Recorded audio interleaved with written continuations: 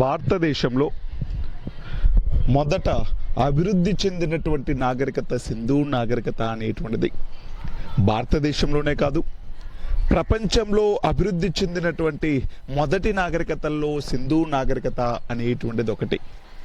ఈ నాగరికతకి, ఈ సివిలైజేషన్కి సింధు నాగరికత అని ఎందుకు పేరు వచ్చింది అంటే, సింధు నది రివర్ బ్యాంకు పైన, సింధు నది పరివాహక ప్రాంతంలో అభివృద్ధి చెందినటువంటి నాగరికత కాబట్టి దీనిని సింధు నాగరికత అని పిలవడం జరుగుతుంది. ఈ సింధు నాగరికత అనేటువంటిది, ఈ సివిలైజేషన్ అనేటువంటిది సింధు మరియు దాని యొక్క ఉపనదుల యొక్క పరివాహక ప్రాంతంలో అభివృద్ధి చెందింది. అసలు భారతదేశానికి ఒక ప్రాచీనమైనటువంటి నాగరికత ఉందని, ప్రాచీనమైనటువంటి సంస్కృతి ఉంది అని, ప్రపంచ ప్రసిద్ధి చెందినటువంటి తొలి నాగరికతల్లో ఈ భారతదేశపు నాగరికత కూడా ఉంది అనేటువంటి విషయం మనకు 1921 వరకు కూడా తెలియదు. ఈ 1921వ సంవత్సరంలో బ్రిటిష్ పురాతత్వ శాస్త్రవేత్త అయినటువంటి, బ్రిటిష్ ఆర్కియాలజిస్ట్ అయినటువంటి సర్ జాన్ మార్షల్ అనేటువంటి వ్యక్తి, ఈ సర్ జాన్ మార్షల్ అనేటువంటి వ్యక్తి ఈ సింధు నదీ పరివాహక ప్రాంతంలో జరిపినటువంటి తవ్వకాల వల్ల ఒక పట్టణాన్ని వెలికితీశాడు. దాని పేరే హరప్పా అనేటువంటిది. 1921వ సంవత్సరంలో సర్ జాన్ మార్షల్ అనేటువంటి బ్రిటిష్ ఆర్కియాలజిస్ట్ యొక్క తవ్వకాలలో హరప్పా అనేటువంటి ఒక పట్టణం బయటపడింది. ఈ హరప్పా అనేటువంటి పట్టణం బయటపడింది కాబట్టి సింధు నాగరికతకే ఏమని పేరు అంటే హరప్పా నాగరికత అనేటువంటి పేరు. భారతదేశంలో మొదట అభివృద్ధి చెందినటువంటి నాగరికత సింధు నాగరికత. మనం ఇంతకు ముందు వరకు ఇనుపయుగము అనేటువంటి దాని ముందు వరకు చెప్పుకున్నాం. అంటే ఎక్కడి వరకు చెప్పుకున్నామంటే చారిత్రక పూర్వయుగము అనేటువంటి దాంట్లో ప్రాచీన శిలాయుగం, మధ్య శిలాయుగం, నవీన శిలాయుగం అనేటువంటివి చెప్పుకున్నాం. ఈ ప్రాచీన శిలాయుగం, మధ్య శిలాయుగం, నవీన శిలాయుగం అనేటువంటివి క్రీస్తు పూర్వం 3000 సంవత్సరాల వరకు ఉన్నాయి అని చెప్పుకున్నాం. ఇంకా 3000 సంవత్సరాల తర్వాత నాగరికత అనేటువంటిది, సివిలైజేషన్ అనేటువంటిది అభివృద్ధి చెందింది. అలా భారతదేశంలో అభివృద్ధి చెందినటువంటి మొదటి నాగరికత సింధు నాగరికత అనేటువంటిది. ఈ సింధు నాగరికత గుని మొదటిసారిగా వెలికి తీసినటువంటి వ్యక్తి ఎవరు అంటే సర్ జాన్ మార్షల్. ఏ సంవత్సరము అంటే 1921. 1921వ సంవత్సరంలో సర్ జాన్ మార్షల్ జరిపినటువంటి తవ్వకాల్లో ఈ బయటపడినటువంటి పట్టణం హరప్పా అనేటువంటి పట్టణం. ఈ నాగరికతకు సంబంధించి మొదట బయటపడినటువంటి పట్టణం హరప్పా కాబట్టి దీనిని ఏమని పిలుస్తారు అంటే హరప్పా నాగరికత అని కూడా పిలవడం జరుగుతుంది. అసలు సింధు నాగరికత అనేటువంటిది ప్రపంచ ప్రసిద్ధి చెందినటువంటి నాగరికతల్లో ఇది కూడా ఒకటి. 1921 ముందు వరకు కూడా, అంటే 1921 ముందు వరకు కూడా భారతదేశంలో ఎవరి నుంచి నాగరికత ప్రారంభమైంది అని భావిస్తున్నారు అంటే ఆర్యుల రాకతోటి నాగరికత ప్రారంభమైంది అని భావించేటువంటి వాళ్ళు. అంటే ఆర్యుల రాక అంటే క్రీస్తు పూర్వం 1500 నుంచి మాత్రమే భారతదేశంలో నాగరికత ఉంది అని భావించేటువంటి వాళ్ళు.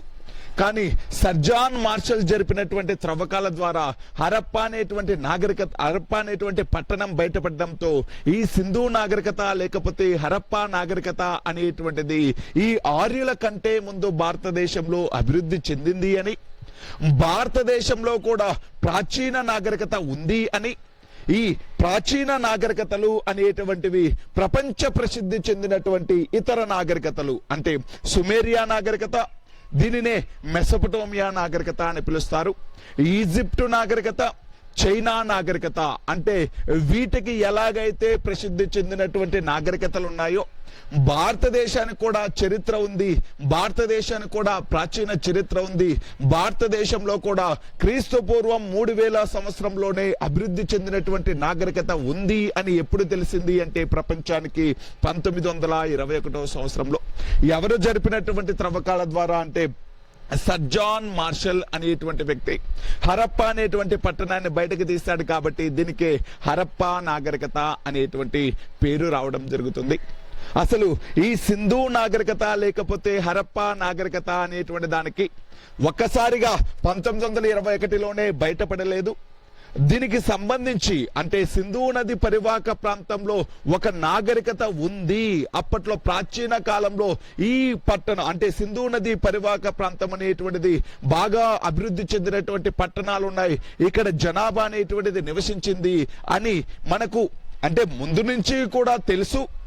ముందు నుంచి ఎప్పుడు తెలుసు అంటే 1820వ సంవత్సరంలో చార్లెస్ మోర్సన్ అనేటువంటి వ్యక్తి 1820వ సంవత్సరంలో చార్లెస్ మోర్సన్ అనేటువంటి వ్యక్తి ఇతను జరిపినటువంటి త్రవ్వకాల్లో అంటే సింధు నది పరివాహక ప్రాంతంలో ఇతడు జరిపినటువంటి త్రవ్వకాల్లో ఇక్కడ అంటే సింధు నది పరివాహక ప్రాంతంలో ఒక నాగరికత ఉండింది అని భావించాడు. అంతేగాని దాన్ని అంటే నాగరికత ఉంది అని మాత్రం నిరూపించలేదు, ఉండవచ్చు అని భావించాడు చార్లెస్ మోర్సన్ అనేటువంటి వ్యక్తి.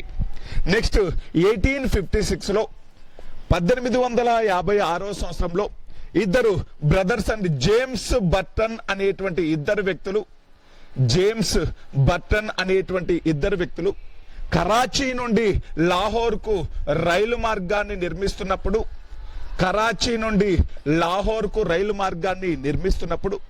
అక్కడ ఆ రైలు మార్గం వేసేటప్పుడు జరిపినటువంటి త్రవ్వకాల ద్వారా అక్కడ ఒక నాగరికత అనేటువంటిది ఉంది అని భావించారు. ఎవరు అంటే జేమ్స్ బర్టన్ అనేటువంటి వాళ్ళు. అంటే రీసెర్చ్ అనేటువంటిది స్టార్ట్ అయింది. ఎప్పటి నుంచి స్టార్ట్ అయింది? 1820లో చార్లెస్ మోర్సన్ అనేటువంటి ఒక బ్రిటిష్ చరిత్రకారుడు ఈ సింధు నది పరివాహక ప్రాంతంలో ఒక నాగరికత అభివృద్ధి చెందింది అని భావించాడు. దానికి సంబంధించినటువంటి ఆధారాలు లాహోర్కి కరాచీకి మధ్య రైలు మార్గం నిర్మించేటప్పుడు జేమ్స్ బర్టన్ అనేటువంటి ఇద్దరు వ్యక్తులు వెలికి తీయడం జరిగింది. దీని తర్వాత ఇంకా భారతదేశంలో ఈ చారిత్రక పూర్వయుగానికి సంబంధించినటువంటి ఆనవాళ్లు బయటకు తీయడం కోసం, చరిత్రను పరిశోధించడం కోసం ఆర్కియాలజీ డిపార్ట్మెంట్ అనేటువంటిది ఎప్పుడు స్టార్ట్ అయింది అంటే 1861వ సంవత్సరంలో. 1861వ సంవత్సరంలో భారతదేశంలో ఈ ఆర్కియాలజీ డిపార్ట్మెంట్ అనేటువంటిది ప్రారంభమైంది. 1861లో ప్రారంభమైన తర్వాత ఈ ఆర్కియాలజీ డిపార్ట్మెంట్ కు ఎవరు హెడ్ అయ్యారు అంటే అలెగ్జాండర్ కన్నింగ్హామ్ అనేటువంటి వ్యక్తి. భారతదేశంలో ఈ ఆర్కియాలజీ డిపార్ట్మెంట్ కి పురావస్తు శాస్త్ర డిపార్ట్మెంట్ కి మొదట అధ్యక్షుడు ఎవరు అంటే అలెగ్జాండర్ కన్నింగ్హామ్. ఏ సంవత్సరం ఆర్కియాలజీ డిపార్ట్మెంట్ ఏర్పడింది అంటే 1861వ సంవత్సరంలో ఏర్పడింది. ఇలా ఆర్కియాలజీ డిపార్ట్మెంట్ ఏర్పడిన తర్వాత అలెగ్జాండర్ కన్నింగ్హామ్ యొక్క నేతృత్వంలో ఈ సింధు నది పరివాహక ప్రాంతంలో అనేక తవ్వకాలు జరపడం జరిగింది. ఈ నాగరికతకు సంబంధించినటువంటి అనేక ఆధారాలు లభించాయి. నెక్స్ట్ అలెగ్జాండర్ కన్నింగ్హామ్ తర్వాత ఈ ఆర్కియాలజీ డిపార్ట్మెంట్ కు ఎవరు హెడ్ అయ్యారు అంటే సర్ జాన్ మార్షల్ అనేటువంటి వ్యక్తి హెడ్ అవ్వడం జరిగింది. ఈ సర్ జాన్ మార్షల్ అనేటువంటి వ్యక్తి ఈ ఆర్కియాలజీ డిపార్ట్మెంట్ కు హెడ్ గా ఉన్న సమయంలో 1921వ సంవత్సరంలో ఇతను జరిపినటువంటి త్రవ్వకాల్లో హరప్పా అనేటువంటి పట్టణం బయటపడింది. కాబట్టి ఈ హరప్పా అనేటువంటి పట్టణం బయటపడడంతో ఈ సింధు నాగరికత గురించి, హరప్పా నాగరికత గురించి మొదటిసారిగా భారతీయులకు ప్రపంచానికి తెలిసింది. 1921 నుంచి భారతదేశం కూడా ప్రాచీన నాగరికత అభివృద్ధి చెందినటువంటి దేశాల్లో ఒకటిగా ప్రపంచం ముందు అంటే ప్రపంచ దేశాల ముందు భారతదేశం కూడా ఒకటిగా నిలబడింది. అంటే ఇక్కడ ఏమీ చెప్తున్నాను అంటే 1921 కంటే ముందు భారతదేశానికి సింధు నాగరికత అనేటువంటిది ఉందని, ఇది ఒక అభివృద్ధి చెందినటువంటి నాగరికత అని, ఈ ప్రపంచ ప్రసిద్ధి చెందినటువంటి నాగరికతలతో సమానంగా భారతదేశంలో కూడా ఒక అభివృద్ధి చెందిన నాగరికత ఉంది అనేటువంటి విషయం తెలియదు. ఈ విషయాన్ని మొదటగా తెలియజేసినటువంటి వ్యక్తి, సింధు నాగరికతను వెలికి తీసినటువంటి వ్యక్తి సర్ జాన్ మార్షల్. 1921 సంవత్సరం ఈయన వెలికి తీసినటువంటి పట్టణం పేరు హరప్పా అనేటువంటిది. అందుకే ఈ నాగరికతకి హరప్పా నాగరికత అని పేరు. ఒక్కసారిగా సర్ జాన్ మార్షల్ అనేటువంటి వ్యక్తి తవ్వకాలు జరపలేదు. అంతకు ముందు నుంచి కూడా ఈ తవ్వకాలు, రీసెర్చ్ అనేటువంటిది ప్రారంభమైంది. 1820 సంవత్సరంలో చార్లెస్ మోర్సన్ అనేటువంటి వ్యక్తి ఈ సింధు నది పరివాహక ప్రాంతంలో ఒక నాగరికత అభివృద్ధి చెంది ఉండవచ్చు అని భావించాడు. 1856లో జేమ్స్ బర్టన్ అనేటువంటి ఇద్దరు వ్యక్తులు లాహోర్ నుండి కరాచీకి రైలు మార్గాన్ని నిర్మిస్తున్నప్పుడు అప్పుడు జరిపినటువంటి త్రవ్వకాల్లో కొన్ని దిబ్బలు బయటపడ్డాయి. పెద్ద పెద్ద దిబ్బలు బయటపడడంతో ఇక్కడ ఖచ్చితంగా నాగరికత అభివృద్ధి చెంది ఉండొచ్చు అని వీళ్ళు చెప్పడం జరిగింది. నెక్స్ట్, భారతదేశంలో ఒక ఆర్కియాలజీ డిపార్ట్మెంట్ ఏర్పడింది 1861లో. 1861లో ఏర్పడినటువంటి ఆర్కియాలజీ డిపార్ట్మెంట్ హెడ్ అయినటువంటి అలెగ్జాండర్ కన్నింగ్హామ్ నేతృత్వంలో అనేక తవ్వకాలు చేపట్టడం జరిగింది ఈ సింధు నది పరివాహక ప్రాంతంలో. ఈ తవ్వకాలు చేపట్టిన తర్వాత ఎవరి కాలంలో సక్సెస్ అయింది, ఎవరి కాలంలో నాగరికతను వెలికి తీశారు అంటే సర్ జాన్ మార్షల్ నేతృత్వంలో. ఏ సంవత్సరము అంటే 1921. చాలా చాలా ఇంపార్టెంట్ అండి. సింధు నాగరికత అనేటువంటిది ఏ సంవత్సరం బయటపడింది అంటే 1921 సంవత్సరం. వెలికి తీసినటువంటి వ్యక్తి ఎవరు అంటే అలెగ్జాండర్ కన్నింగ్హామ్ అనేటువంటి వ్యక్తి. అదేవిధంగా వెలికి తీసినటువంటి వ్యక్తి 1921 సంవత్సరంలో వెలికి తీసినటువంటి వ్యక్తి ఎవరు అంటే సర్ జాన్ మార్షల్ అనేటువంటి వ్యక్తి. ఇక్కడ ఇప్పటి వరకు చెప్పిన వాటిల్లో ఇంపార్టెంట్ బిట్లు ఏంటి అంటే, భారతదేశంలో అభివృద్ధి చెందినటువంటి మొదటి నాగరికత సింధు నాగరికత. సింధు నాగరికతనే హరప్పా నాగరికత అని కూడా పిలుస్తారు. ఎందుకని హరప్పా నాగరికత అని పిలుస్తారు అంటే, మొదటగా బయటపడినటువంటి పట్టణం హరప్పా కాబట్టి హరప్పా నాగరికత అని పిలవడం జరుగుతుంది. ఈ సింధు నాగరికతను వెలికి తీసినటువంటి వ్యక్తి సర్ జాన్ మార్షల్ 1921. భారతదేశంలో ఆర్కియాలజీ డిపార్ట్మెంట్ ను స్థాపించిన సంవత్సరం 1861. ఆర్కియాలజీ డిపార్ట్మెంట్ మొదటి అధ్యక్షుడు, మొదటి హెడ్ ఎవరు అంటే అలెగ్జాండర్ కన్నింగ్హామ్ అనేటువంటి వ్యక్తి. Alexander Cunningham. ఇది సింధు నాగరికతను వెలికి తీయడం. అసలు ఈ నాగరికతకు సింధు నాగరికత లేకపోతే ఏమని అంటే దీనికి ఉన్నటువంటి ఇంకా కొన్ని పేర్లు చూద్దాం. సింధు నాగరికతను ఏమని పిలుస్తారు అంటే హరప్పా నాగరికత. దీనినే ఇంకా ఏమని పిలుస్తారు అంటే కాంస్యయుగపు నాగరికత. దీనినే కాంస్యయుగపు నాగరికత. బ్రాంజ్ పీరియడ్ అండి నాగరికత. దీనినే చారిత్రక సంధియుగ నాగరికత. ప్రోటో హిస్టారిక్ పీరియడ్, చారిత్రక సంధియుగపు నాగరికత. ఇంతకుముందే తెలుసు సింధు నాగరికత అని ఎందుకు పిలిచాము అంటే, సింధు నది దాని యొక్క ఉపనదులు అంటే సింధు మరియు దాని యొక్క ఉపనదుల యొక్క పరివాహక ప్రాంతంలో అభివృద్ధి చెందింది కాబట్టి సింధు నాగరికత అని పిలిచాం. అదేవిధంగా హరప్పా నాగరికత అని ఎందుకు పిలిచాము అంటే, ఈ నాగరికతలో మొదట బయటపడినటువంటి పట్టణం హరప్పా కాబట్టి హరప్పా నాగరికత అని పిలిచాం. దీనినే కాంస్యయుగపు నాగరికత అని ఎందుకు పిలిచాము అంటే, ఈ కాలంలో అంటే సింధు ప్రజలు ఉపయోగించినటువంటి లోహం, సింధు ప్రజలు ఎక్కువగా ఉపయోగించినటువంటి లోహం కాంస్యం కాబట్టి, సింధు ప్రజలు ఎక్కువగా ఉపయోగించినటువంటి లోహం కాంస్యం కాబట్టి దీనినే కాంస్యయుగపు నాగరికత అని పిలిచారు. కాంస్యము అనేటువంటిది కాపర్ మరియు టిన్. కాంస్యము అనేటువంటిది కాపర్ మరియు రాగి మరియు తగరం, ఈ రెండు మెటల్స్ యొక్క, ఈ రెండు లోహాల యొక్క మిశ్రమం కాంస్యం. కాంస్యం ఏ రెండు మెటల్స్ యొక్క మిశ్రమము అంటే రాగి మరియు తగరం. ఈ రెండు మెటల్స్ కాపర్ మరియు టిన్ యొక్క మిశ్రమం తోటి కాంస్యాన్ని తయారు చేసేవాళ్ళు. అందుకే ఈ నాగరికతను కాంస్యపు యుగపు నాగరికత అని పిలిచారు. దీనినే ఏమని పిలుస్తారు అంటే చారిత్రక సంధియుగము.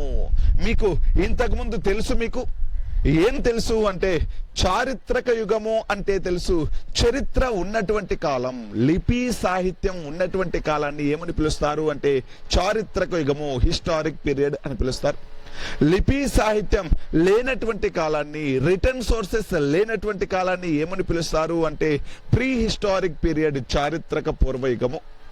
అదేవిధంగా వీళ్ళ కాలంలో లిపి ఉంది, కానీ సింధు ప్రజల కాలంలో లిపి ఉంది అంటే స్క్రిప్ట్ అనేటువంటిది ఉంది, రాశారు, కానీ ఆ లిపిని అర్థం చేసుకోలేకపోతున్నాము, చదవలేకపోతున్నాము. కాబట్టి ఈ యుగాన్ని ఏమని పిలుస్తారు అంటే చారిత్రక సందియుగము. లిపి సాహిత్యం ఉంది, లిపి ఉండి దానిని చదవలేకపోతున్నాం కాబట్టి దానిని చారిత్రక సంధియుగము అని పిలిచారు.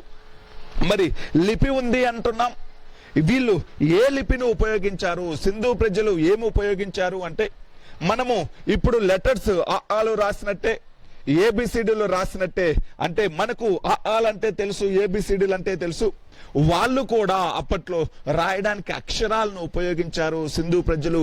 వాళ్ళ యొక్క అక్షరాలు అనేటువంటివి ఎలా ఉండేటివి అంటే బొమ్మల రూపంలో ఉండడం జరిగింది. వాళ్ళ యొక్క అక్షరాలు అనేటువంటివి బొమ్మల రూపంలో ఉన్నాయి.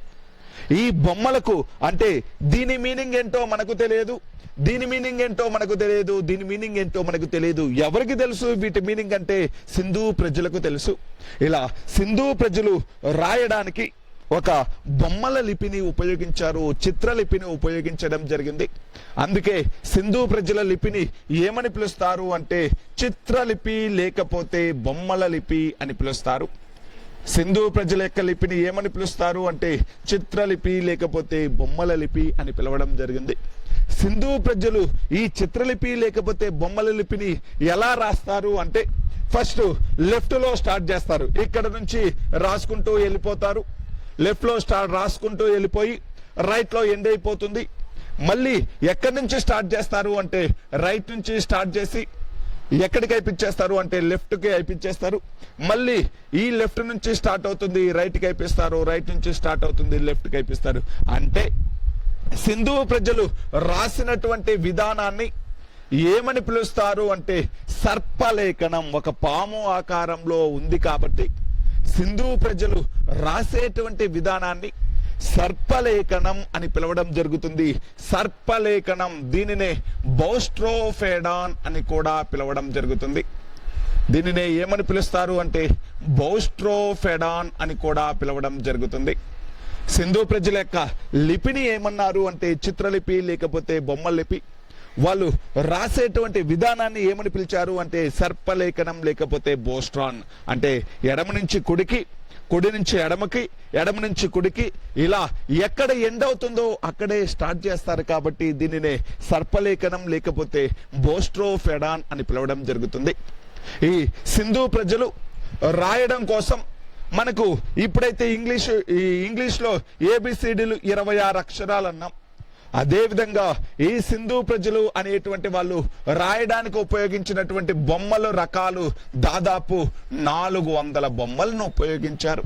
ఎన్ని ఉపయోగించారు అంటే దాదాపు 400 బొమ్మలను ఉపయోగించారు సింధు ప్రజలు. నేను ఇక్కడ ఏం చెప్తున్నాను అంటే సింధు ప్రజలకు సంబంధించినటువంటి ఆ పేర్ల గురించి చెప్తున్నాను. సింధు నాగరికత అని సింధు మరియు దాని ఉపనదుల యొక్క పరివాహక ప్రాంతంలో అభివృద్ధి చెందింది కాబట్టి సింధు నాగరికత అని. అదేవిధంగా హరప్పా నాగరికత అని ఎందుకు పిలిచాము అంటే హరప్పా అనేటువంటి పట్టణాన్ని మొదట బయటకు తీశారు కాబట్టి హరప్పా నాగరికత అని. అదేవిధంగా ఈ కాంస్యాన్ని ఎక్కువగా ఉపయోగించారు కాబట్టి కాపరు మరియు టిన్, ఈ రెండు మెటల్స్ యొక్క మిశ్రమాన్ని ఎక్కువగా ఉపయోగించారు కాబట్టి కాంస్యయుగపు నాగరికత అని. ఈ కాలంలో లిపి ఉంది కానీ దాన్ని చదవలేకపోతున్నాము, అర్థం చేసుకోలేకపోతున్నాం కాబట్టి దాన్ని చారిత్రక సంధియుగము అని పిలిచారు. దానిని చారిత్రక సంధియుగము అని పిలిచారు. ఇది పేర్లకు సంబంధించినటువంటిది. అదేవిధంగా సింధు నాగరికత కాలానికి సంబంధించి అంటే ఏ కాలంలో సింధు నాగరికత అభివృద్ధి చెందినటువంటి కాలం ఎప్పుడు అంటే ఈ కాలానికి సంబంధించి అనేక వివాదాలు ఉన్నాయి. ఒక్కొక్క చరిత్రకారుడు ఒక్కోలాగా చెప్పడం జరిగింది. సింధు నాగరికత అభివృద్ధి చెందినటువంటి కాలం, సింధు నాగరికత అభివృద్ధి చెందినటువంటి కాలమని మార్టిమన్ వీలర్ అనేటువంటి పురాతత్వవేత్త, మార్టిమన్ వీలర్ అనేటువంటి ఒక పురాతత్వవేత్త చరిత్రకారుడు, హిస్టారియన్, ఆర్కియాలజిస్టు. ఈయన బ్రిటన్ దేశానికి చెందినటువంటి వ్యక్తి. ఈయన ఏమన్నాడు అంటే 3250 నుంచి 1750, క్రీస్తు పూర్వం 3250 నుంచి 1750 వరకు అభివృద్ధి చెంది ఉండవచ్చు అన్నాడు. ఎవరు అంటే మార్టిమన్ వీలర్ అనేటువంటి వ్యక్తి. ఎవరు అంటే మార్టిమన్ వీలర్. మళ్ళీ సర్ జాన్ మార్షల్ అనేటువంటి వ్యక్తి ఏం చెప్పాడు అంటే, ఇతను కూడా పురాతత్వవేత్త, ఆర్కియాలజిస్టు. ఈ సర్ జాన్ మార్షల్ అనేటువంటి వ్యక్తి 2500 నుంచి 1750 వరకు అభివృద్ధి చెంది ఉండవచ్చు అని సర్ జాన్ మార్షల్ చెప్పడం జరిగింది. అంటే ఈ సింధు నాగరికత అభివృద్ధి చెందినటువంటి కాలం అనేటువంటిది పర్టికులర్ గా ఎవరికీ తెలియదు. కానీ ఈ సింధు నాగరికత అభివృద్ధి చెందినటువంటి కాలం అని మెజారిటీ చరిత్రకారులు క్రీస్తు పూర్వం 2500 నుంచి 1500 మధ్య కాలంగా చెప్పడం జరుగుతుంది. సింధు నాగరికత కాలము అంటే క్రీస్తు పూర్వం 2500 నుంచి 1500 మధ్య కాలం. ఈ కాలంలో అభివృద్ధి చెందినటువంటిదే సింధు నాగరికత. సింధు నాగరికత కాలం అనేటువంటి దానికి ఎవరు ఎగ్జామ్ లో క్వశ్చన్ అడగరు. కాకపోతే మన కోసం, మనము అర్థం చేసుకోవడం కోసం, మన యొక్క ఐడియా కోసం ఈ సింధు నాగరికత యొక్క కాలంగా ఎప్పటి నుంచి ఎప్పటి వరకు చెప్తాము అంటే క్రీస్తు పూర్వం 2500 నుంచి క్రీస్తు పూర్వం 1500 మధ్య కాలాన్ని సింధు నాగరికత యొక్క కాలంగా చెప్పవచ్చు. పర్టికులర్ గా అదేనా అంటే అదేమీ ఉండదు. క్రీస్తు పూర్వం 3000 నుంచి 1750 వరకు అని కొంతమంది అంటారు. క్రీస్తు పూర్వం 3250 నుంచి 1750 వరకు అని కొంతమంది అంటారు. 2500 నుంచి 1500 వరకు అని కొంతమంది అంటారు. కానీ దీని అంతటికీ మనం ఒకసారి కన్సాలిడేట్ చేసుకుంటే సింధు నాగరికత యొక్క కాలంగా 2500 నుంచి 1500 వరకు చెప్పుకోవడం జరుగుతుంది. ఇది కాలానికి సంబంధించింది. అంటే సింధు నాగరికత క్రీస్తు పూర్వం 2500 నుంచి 1500 మధ్య కాలంలో అభివృద్ధి చెందినటువంటి నాగరికతగా చెప్పుకోవచ్చు. మరి సింధు నాగరికత కాలం గురించి చెప్పుకున్నాం, వెలికి తీయడం గురించి చెప్పుకున్నాం, ఆ పేర్ల గురించి చెప్పుకున్నాం. నెక్స్ట్ దేని గురించి చెప్పుకుందాము అంటే ఈ సింధు నాగరికత అనేటువంటిది అభివృద్ధి చెందినప్పుడు, సింధు నాగరికత అనేటువంటిది ఈ భారతదేశంలో, భారత ఖండంలో అభివృద్ధి చెందినప్పుడు దీనికి ప్యారలల్ గా ప్రపంచంలో కొన్ని నాగరికతలు అనేటువంటివి అభివృద్ధి చెంది ఉన్నాయి. వాటిల్లో ప్రధానమైనటువంటివి ఏంటి అంటే సుమేరియన్ నాగరికత. సుమేరియన్ నాగరికత, దీనినే మెసపటోమియా నాగరికత అని కూడా పిలుస్తారు. సుమేరియం నాగరికతనే ఏమని పిలుస్తారు అంటే మెసపటోమియా నాగరికత అని కూడా పిలవడం జరుగుతుంది. ఈ సుమేరియా నాగరికత లేకపోతే మెసపటోమియా నాగరికత అనేటువంటిది ఎక్కడ అభివృద్ధి చెందింది అంటే ఇరాక్ దేశంలో టైగ్రిస్ యూఫ్రటీస్ నదుల మధ్య అభివృద్ధి చెందింది. టైగ్రిస్ యూఫ్రటీస్ అనేటువంటి నదుల మధ్యలో అభివృద్ధి చెందినటువంటి నాగరికత ఈ సుమేరియన్ నాగరికత లేకపోతే మెసపటోమియా నాగరికత. అదేవిధంగా చైనా నాగరికత అనేటువంటిది హుయాంగ్హో నదీ పరివాహక ప్రాంతంలో అభివృద్ధి చెందినటువంటి నాగరికత. చైనా నాగరికత అనేటువంటిది హుయాంగ్హో నదీ పరివాహక ప్రాంతంలో అభివృద్ధి చెందినటువంటి నాగరికత. దీనితో పాటు ఈజిప్టు నాగరికత అనేటువంటివి, ఈ ఈజిప్టు నాగరికత అనేటువంటిది నైలు నదీ పరివాహక ప్రాంతంలో అభివృద్ధి చెందినటువంటి నాగరికత.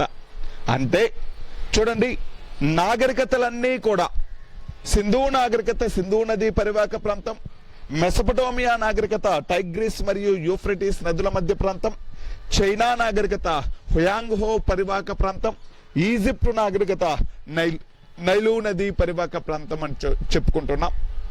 నాగరికతలన్నీ కూడా నదుల ప్రక్కనే అభివృద్ధి చెందడం జరుగుతుంది. నదుల ప్రక్కనే ఎందుకు అభివృద్ధి చెందుతాయంటే బిసైడ్స్ ఆఫ్ రివర్స్ ఎందుకు డెవలప్ అవుతాయి అంటే మనం అంటే వ్యవసాయానికి గాని సాగునీటికి తాగునీటికి ఎక్కడైతే నీటి కొరత లేకుండా ఉంటుందో, ఎక్కడైతే నీరు పుష్కలంగా ఉంటుందో అక్కడే మానవ నివాసాలకి అనుకూలంగా ఉంటాయి.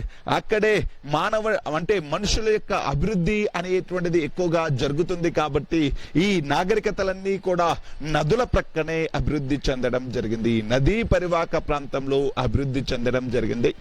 ఇవి సింధు నదికి ప్యారలల్ గా ఉండేటువంటి ప్రపంచ నాగరికతలు.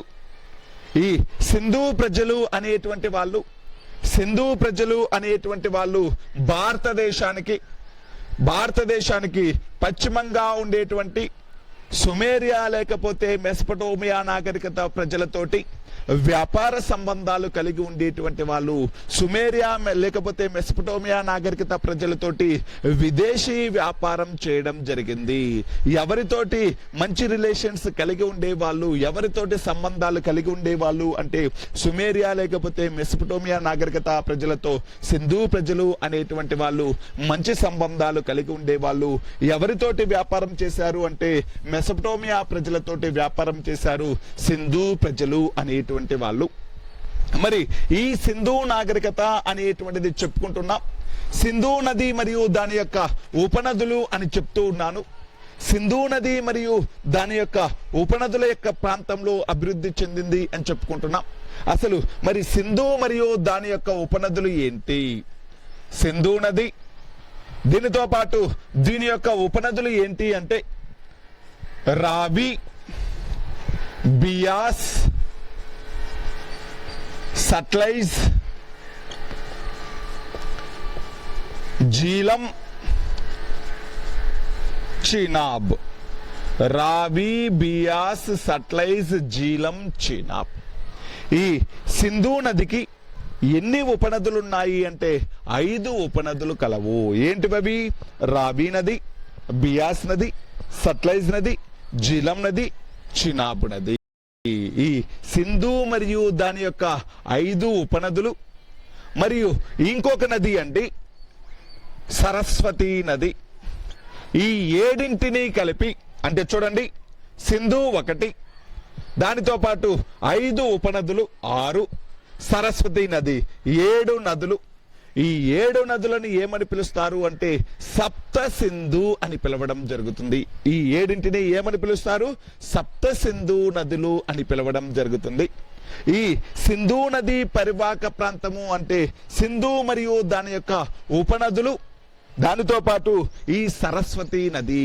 ఈ 7 నదుల యొక్క పరివాహక ప్రాంతంలో సప్త సింధు ప్రాంతంలో అభివృద్ధి చెందినటువంటి నాగరికత ఈ సింధు నాగరికత అనేటువంటిది.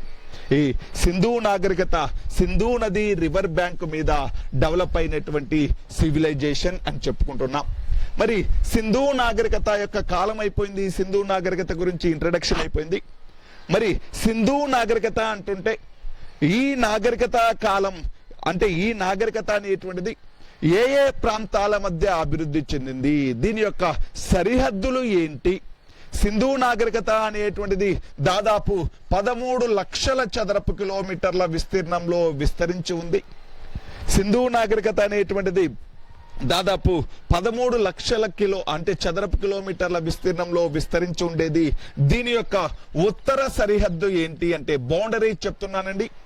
దీని యొక్క ఉత్తర సరిహద్దు జమ్మూ కాశ్మీర్లోని ముండా అనేటువంటి ప్రాంతం.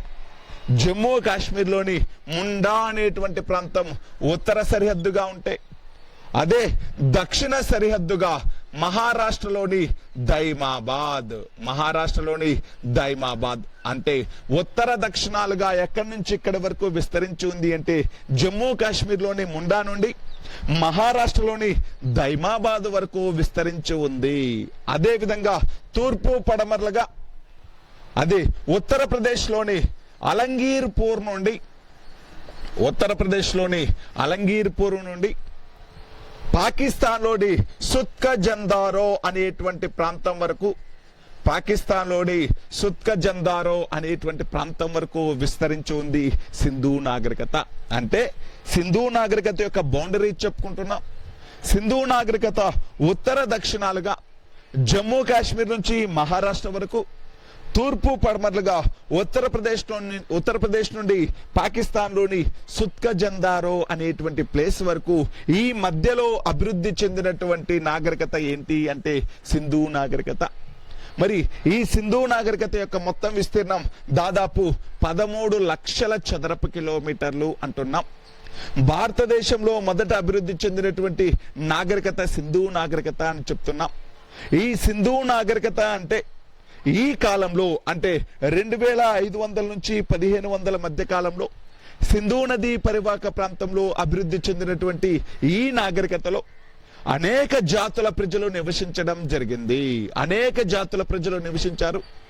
ఈ సింధు నాగరికతలో నివసించినటువంటి ప్రజలు ఎవరు అంటే ఆ సింధు నాగరికతలో నివసించినటువంటి వివిధ జాతులు ఏంటి అంటే ప్రోటో ఆస్ట్రలాయిడ్లు, అంటే సింధు నాగరికత కాలంలో సింధు నాగరికతలో లేకపోతే హరప్పా నాగరికతలో వివిధ జాతుల వాళ్ళు నివసించారు. అలా నివసించినటువంటి జాతుల్లో ప్రధానమైనటువంటి వాళ్ళు ప్రోటో ఆస్ట్రలాయిడ్లు, నీగ్రిటోలు, మంగోలాయిడ్లు, ప్రోటో ఆస్ట్రలాయిడ్లు, నీగ్రిటోలు, మంగోలాయిడ్లు, మెడిటేరియన్లు అనేటువంటి వాళ్ళు నివసించడం జరిగింది. ఒక్కసారి మళ్ళీ చెప్తాను చూడండి. సింధు నాగరికతలో 2500 నుంచి 1500 మధ్య కాలంలో ఈ సింధు నది పరివాహక ప్రాంతంలో అనేక జాతుల వాళ్ళు నివసించారు. ఈ జాతులలో ప్రధానమైనటువంటివి ప్రోటో ఆస్ట్రలాయిడ్లు, నీగ్రిటోలు, మంగోలాయిడ్లు, మెడిటేరియన్లు అనేటువంటి వాళ్ళు. ఈ అన్ని జాతులలోకెల్లా మెజారిటీ వర్గం ఏంటి అంటే మెజారిటీ జాతి ఏంటి అంటే మెడిటేరియన్లు అనేటువంటి వాళ్ళు. ఎక్కువ మొత్తంలో నివసించినటువంటి వాళ్ళు, ఎక్కువ సంఖ్య ఎవరిది అంటే మెడిటేరియన్లు. ఈ మెడిటేరియన్లనే ఏమని పిలుస్తారు అంటే ఈ మెడిటేరియన్లనే ద్రావిడులు అని పిలవడం జరుగుతుంది. ఈ మెడిటేరియన్లనే ఏమని పిలిచారు అంటే ద్రావిడులు అని పిలవడం జరిగింది. అందుకే ఈ సింధు నాగరికతనే ఏమని పిలుస్తారు అంటే ద్రావిడ నాగరికత అని కూడా పిలుస్తారు. ద్రావిడ నాగరికత అని ఎందుకు పిలిచారు అంటే ఈ కాలంలో ఎక్కువ సంఖ్యలో నివసించినటువంటి వాళ్ళు మెడిటేరియన్లు లేకపోతే ద్రావిడులు కాబట్టి ఈ నాగరికతనే ఏమని పిలిచారు అంటే ద్రావిడ నాగరికత అని పిలవడం జరిగింది. ఇది సింధు కాలంలో ఈ నాగరికత కాలంలో నివసించినటువంటి వివిధ జాతులు, ఎక్కువ మొత్తంలో నివసించినటువంటి వాళ్ళు మెడిటేరియన్లు లేకపోతే ద్రావిడులు. అందుకే ఈ నాగరికతకు ఏమని పేరు అంటే ద్రావిడ నాగరికత అనేటువంటి పేరు రావడం జరిగింది. మరి ఈ సింధు నాగరికత అనేటువంటి దానికి సంబంధించి ఈ సింధు నాగరికత అనేటువంటిది ఎలా బయటపడిందో చెప్పుకున్నాం. తవ్వకాలలో బయటపడ్డాయి అని చెప్పుకున్నాం.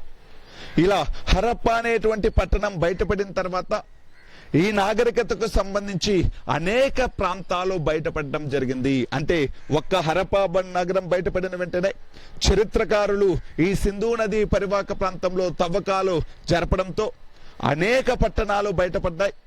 అలా బయటపడినటువంటి పట్టణాలు ప్రధానమైనటువంటివి ఏంటి అంటే ఈ సింధు నాగరికత లేకపోతే హరప్పా నాగరికతలో బయటపడినటువంటి ప్రధానమైనటువంటి పట్టణాల్లో మొదట బయటపడినటువంటి పట్టణం హరప్పా అని చెప్పుకున్నాం. హరప్పాతో పాటు ఇంకా ఏమేం పట్టణాలు బయటపడ్డాయంటే హరప్పా, మెహంజోదారో ప్రధానమైనటువంటి పట్టణాలండి. చన్హుదారో, కాళీబంగన్,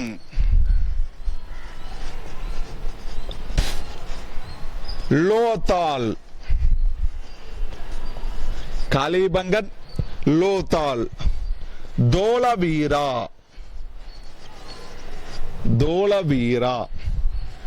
బన్వాలి,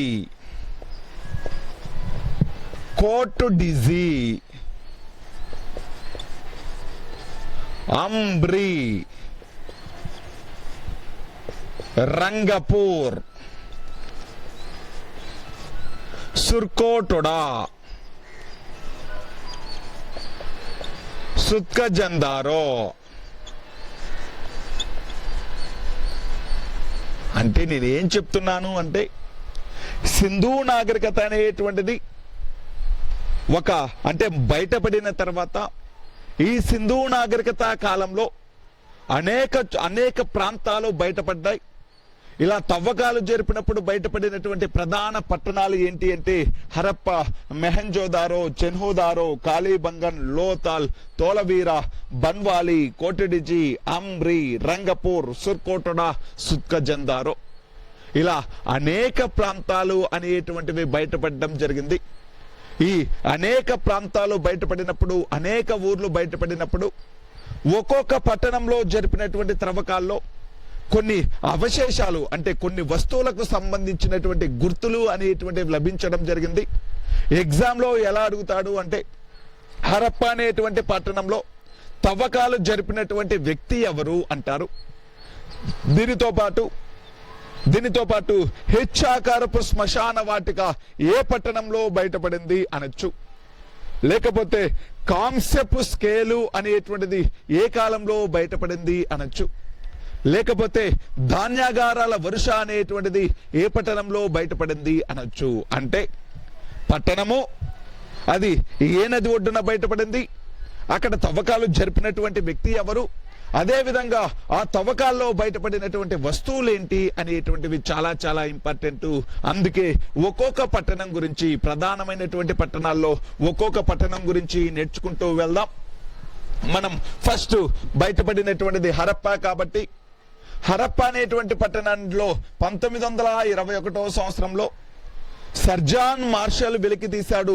సర్జాన్ మార్షల్ తో పాటు ఇక్కడ ఎక్కువ మొత్తంలో తవ్వకాలు జరిపినటువంటి వ్యక్తి భారతీయ చరిత్రకారుడైనటువంటి దయారాం సహాని.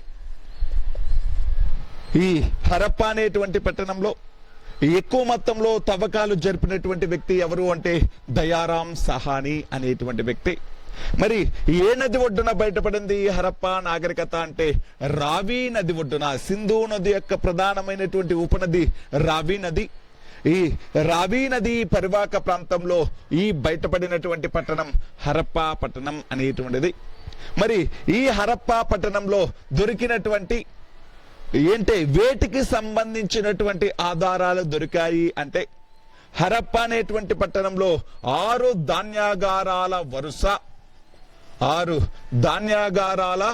వరుస అంటే గ్రానరీస్ అండి. గ్రానరీస్ అంటే ధాన్యాన్ని నిల్వ చేసుకునేటువంటి గాజలు లాంటివి, ధాన్యాన్ని నిల్వ చేసుకునేటువంటి వెజల్స్ లాంటివి. ఈ 6 ధాన్యాగారాల వరుస అనేటువంటిది పట్టణానికి అంటే హరప్ప పట్టణానికి బయట వైపున బయటపడింది. ఎక్కడ అంటే హరప్పాలో. ఎగ్జామ్ లో ధాన్యాగారాల వరుస సిరీస్ ఆఫ్ గ్రానరీస్ అనేటువంటివి ఏ పట్టణంలో బయటపడ్డాయి అంటే ఏం చెప్పాలి అంటే హరప్ప అనేటువంటి పట్టణంలో బయటపడ్డాయి. దీనితో పాటు ఇంకా హరప్ప అనేటువంటి పట్టణంలో ఏం బయటపడ్డాయంటే కాంస్యపు స్కేలు, బ్రాంజ్ స్కేల్ అండి. కాంస్యపు స్కేలు కొలవడానికి ఉపయోగపడేటువంటి, మెజర్మెంట్ కు ఉపయోగపడేటువంటి బ్రాంజ్ స్కేల్ అనేటువంటిది లభించింది. దీనితో పాటు హెచ్చాకారపు శ్మశాన వాటిక అనేటువంటిది కూడా ఈ పట్టణంలోనే హరప్ప అనేటువంటి పట్టణంలోనే బయటపడింది. దానితో పాటు ఎర్రని రాతితో చేసినటువంటి ఓన్లీ ఎక్కడి వరకు ఉండిద్ది అంటే ఛాతి వరకే ఉన్నటువంటి ఎర్రని రాతితో చేసినటువంటి ఛాతి వరకే ఉండేటువంటి ఒక మనిషి యొక్క విగ్రహం అనేటువంటిది బయటపడింది. ఎర్రని రాతితో చేసినటువంటి ఒక ఛాతి వరకే ఉండేటువంటి ఛాతి కల, ఎర్రని రాతితో చేసిన ఛాతి వరకే గల అంటే కింద ఇంకా క్రింది పార్ట్ ఏమీ ఉండదండి, ఓన్లీ ఛాతి వరకే ఉంటుంది. ఈ ఎర్రని రాతితో చేసిన ఛాతి వరకు గల మనిషి యొక్క విగ్రహం, ఛాతి వరకు గల విగ్రహం అనేటువంటిది లభించింది. సాధారణంగా ఇతడిని యక్షుడిలాగా భావించడం జరుగుతుంది. ఆయన్ని ఎలా పిలుస్తారు అంటే యక్షుడిలాగా భావించడం జరుగుతుంది.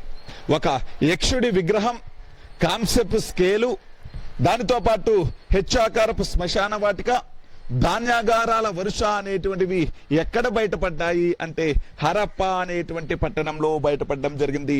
ఎక్కువ మొత్తంలో తవ్వకాలు జరిపినటువంటి వ్యక్తి ఎవరు అంటే దయారాం సహానీ అనేటువంటి వ్యక్తి. ఇది హరప్పా పట్టణానికి సంబంధించి.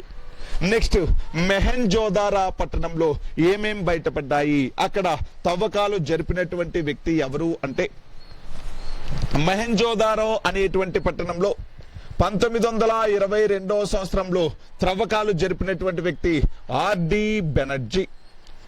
మెహెంజోదారో అనేటువంటి పట్టణంలో తవ్వకాలు 1922 సంవత్సరంలో చేపట్టినటువంటి వ్యక్తి ఆర్డి బెనర్జీ.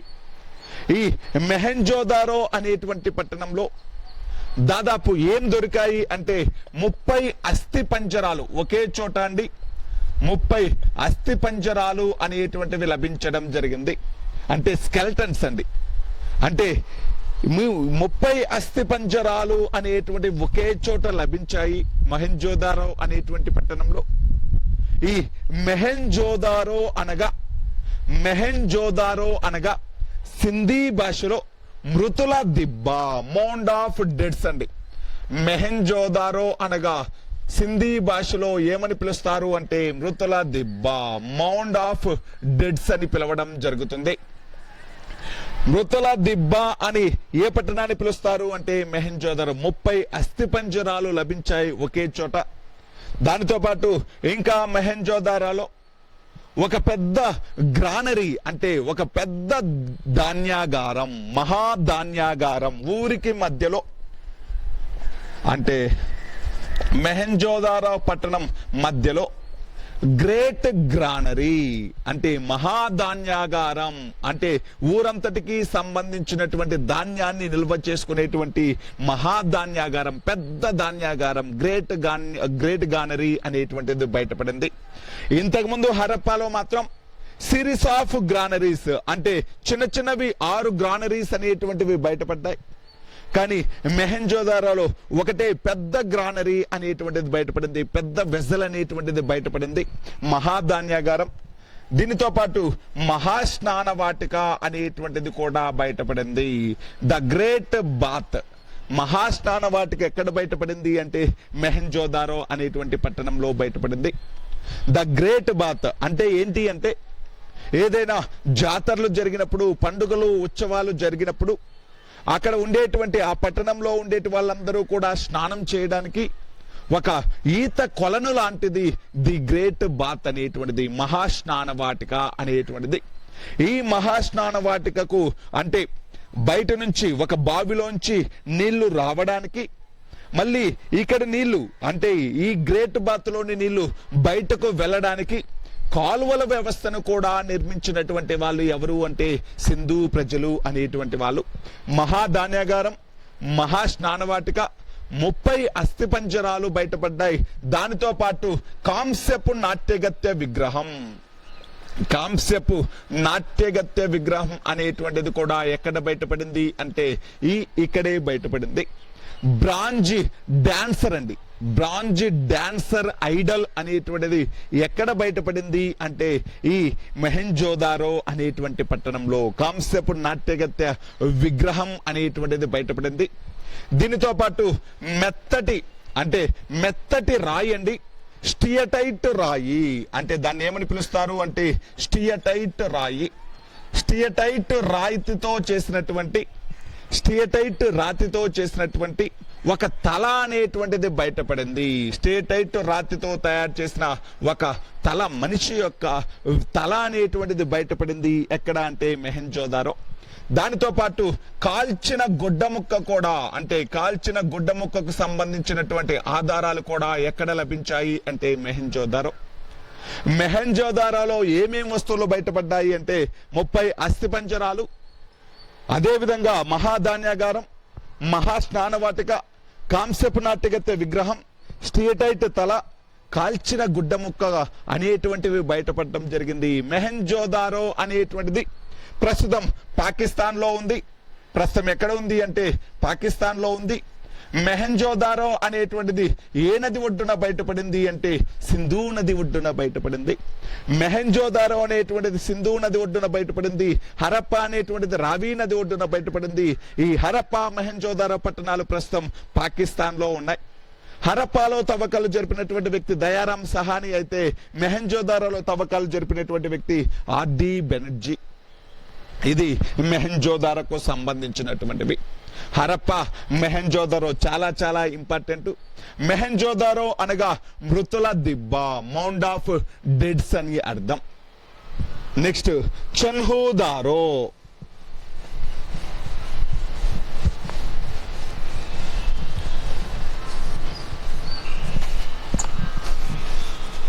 చన్హుదారో మరి ఈ చన్హుదారో 1935 సంవత్సరంలో ఎంసి మజుందార్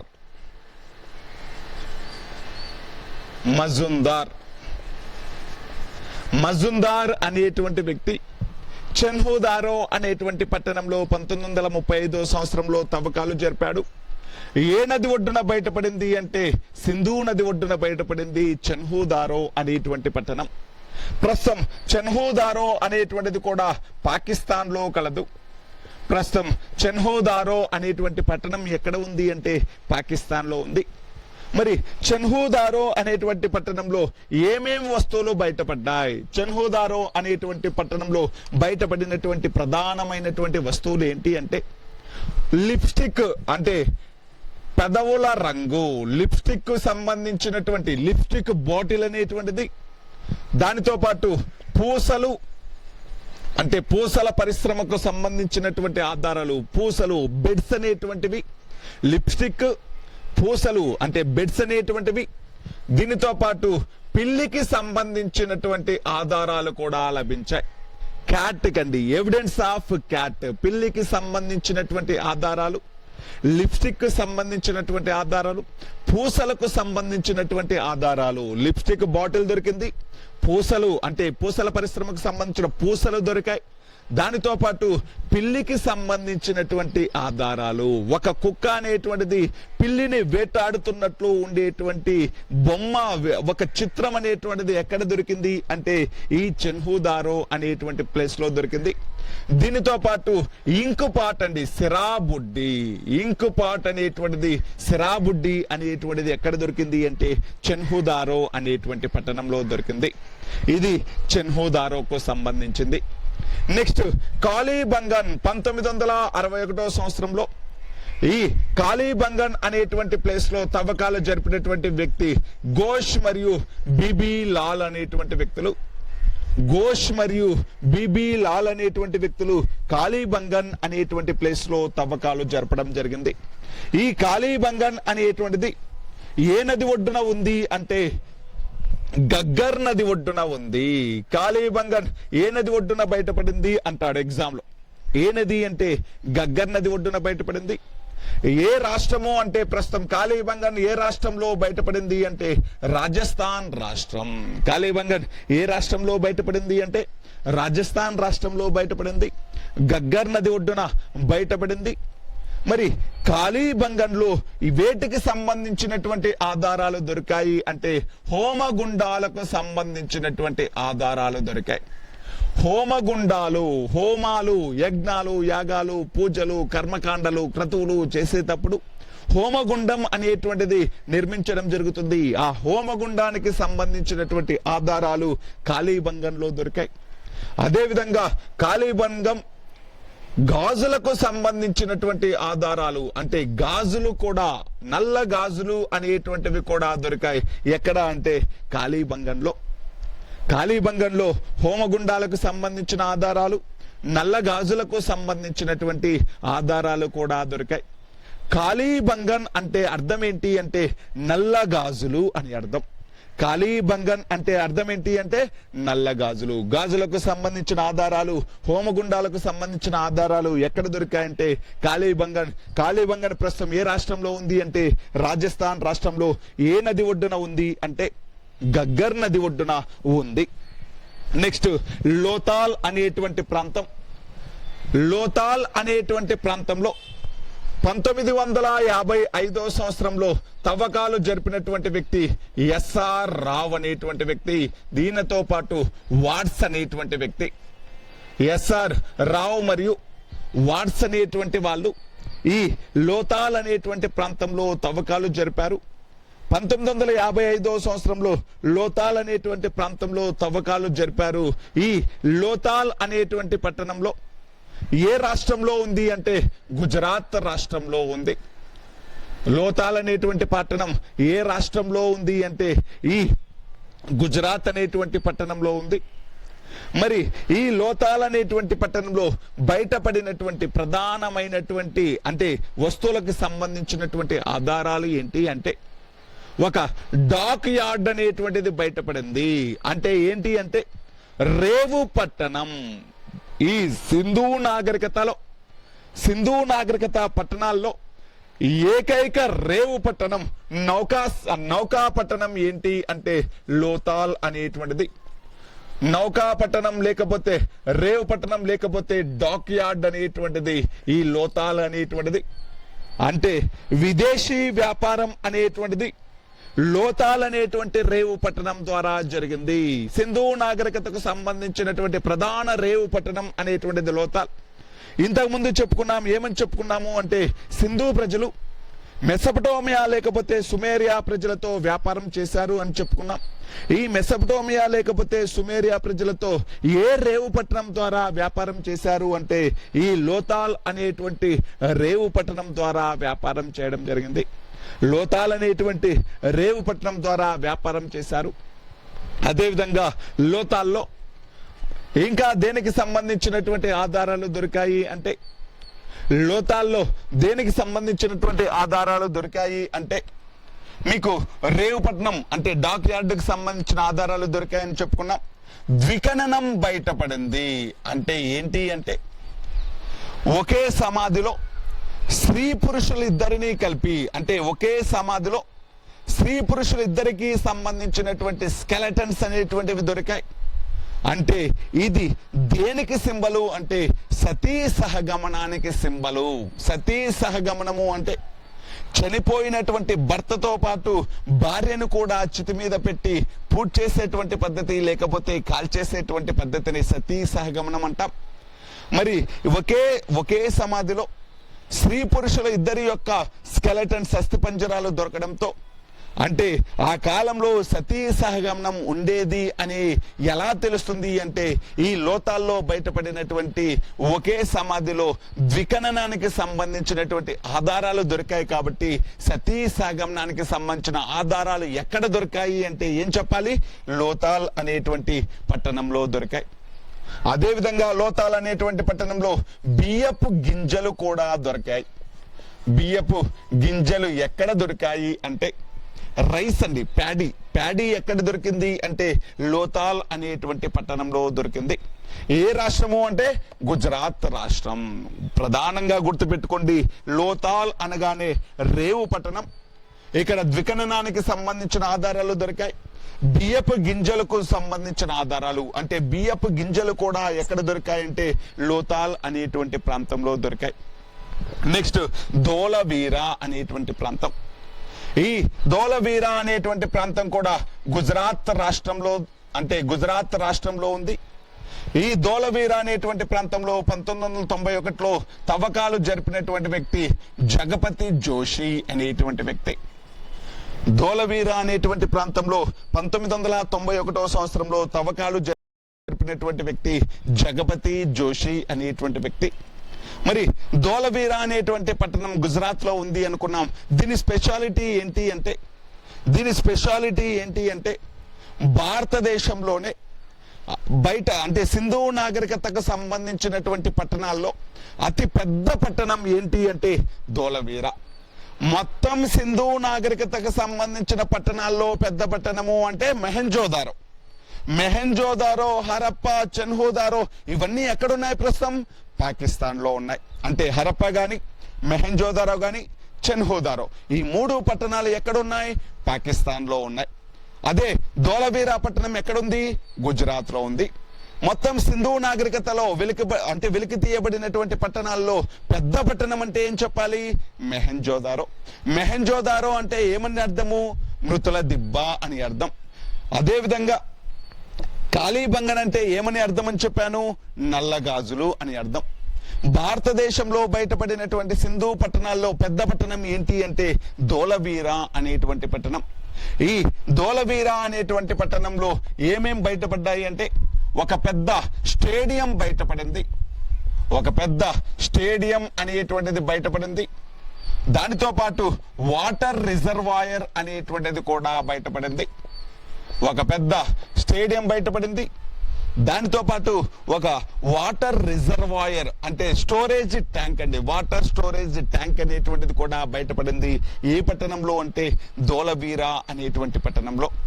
ధోలవీరా అనేటువంటి పట్టణంలో ఒక పెద్ద స్టేడియం, వాటర్ రిజర్వాయర్ అనేటువంటివి బయటపడడం జరిగింది.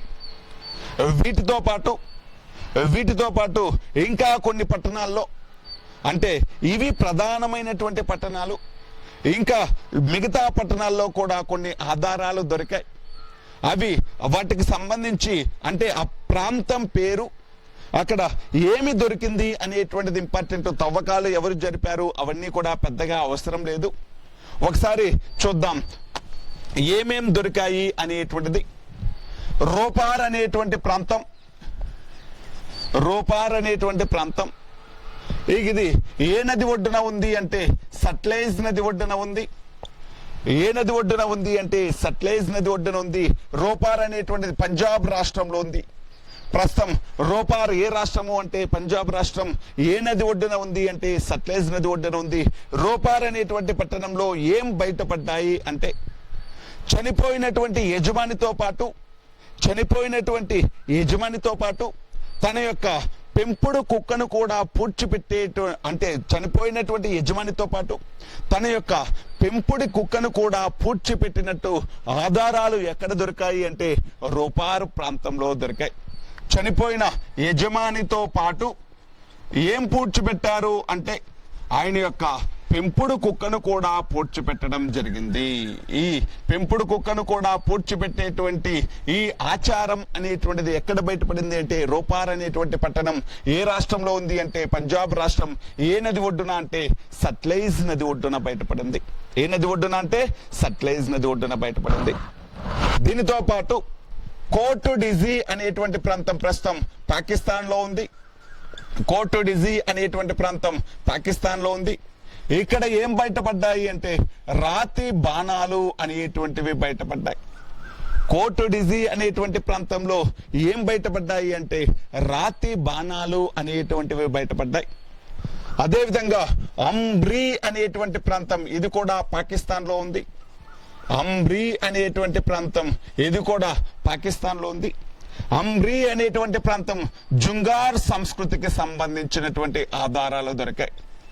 జుంగార్ సంస్కృతికి సంబంధించినటువంటి ఆధారాలు అంబ్రీ అంటే ఈ ప్రీ హరప్పన్ పీరియడ్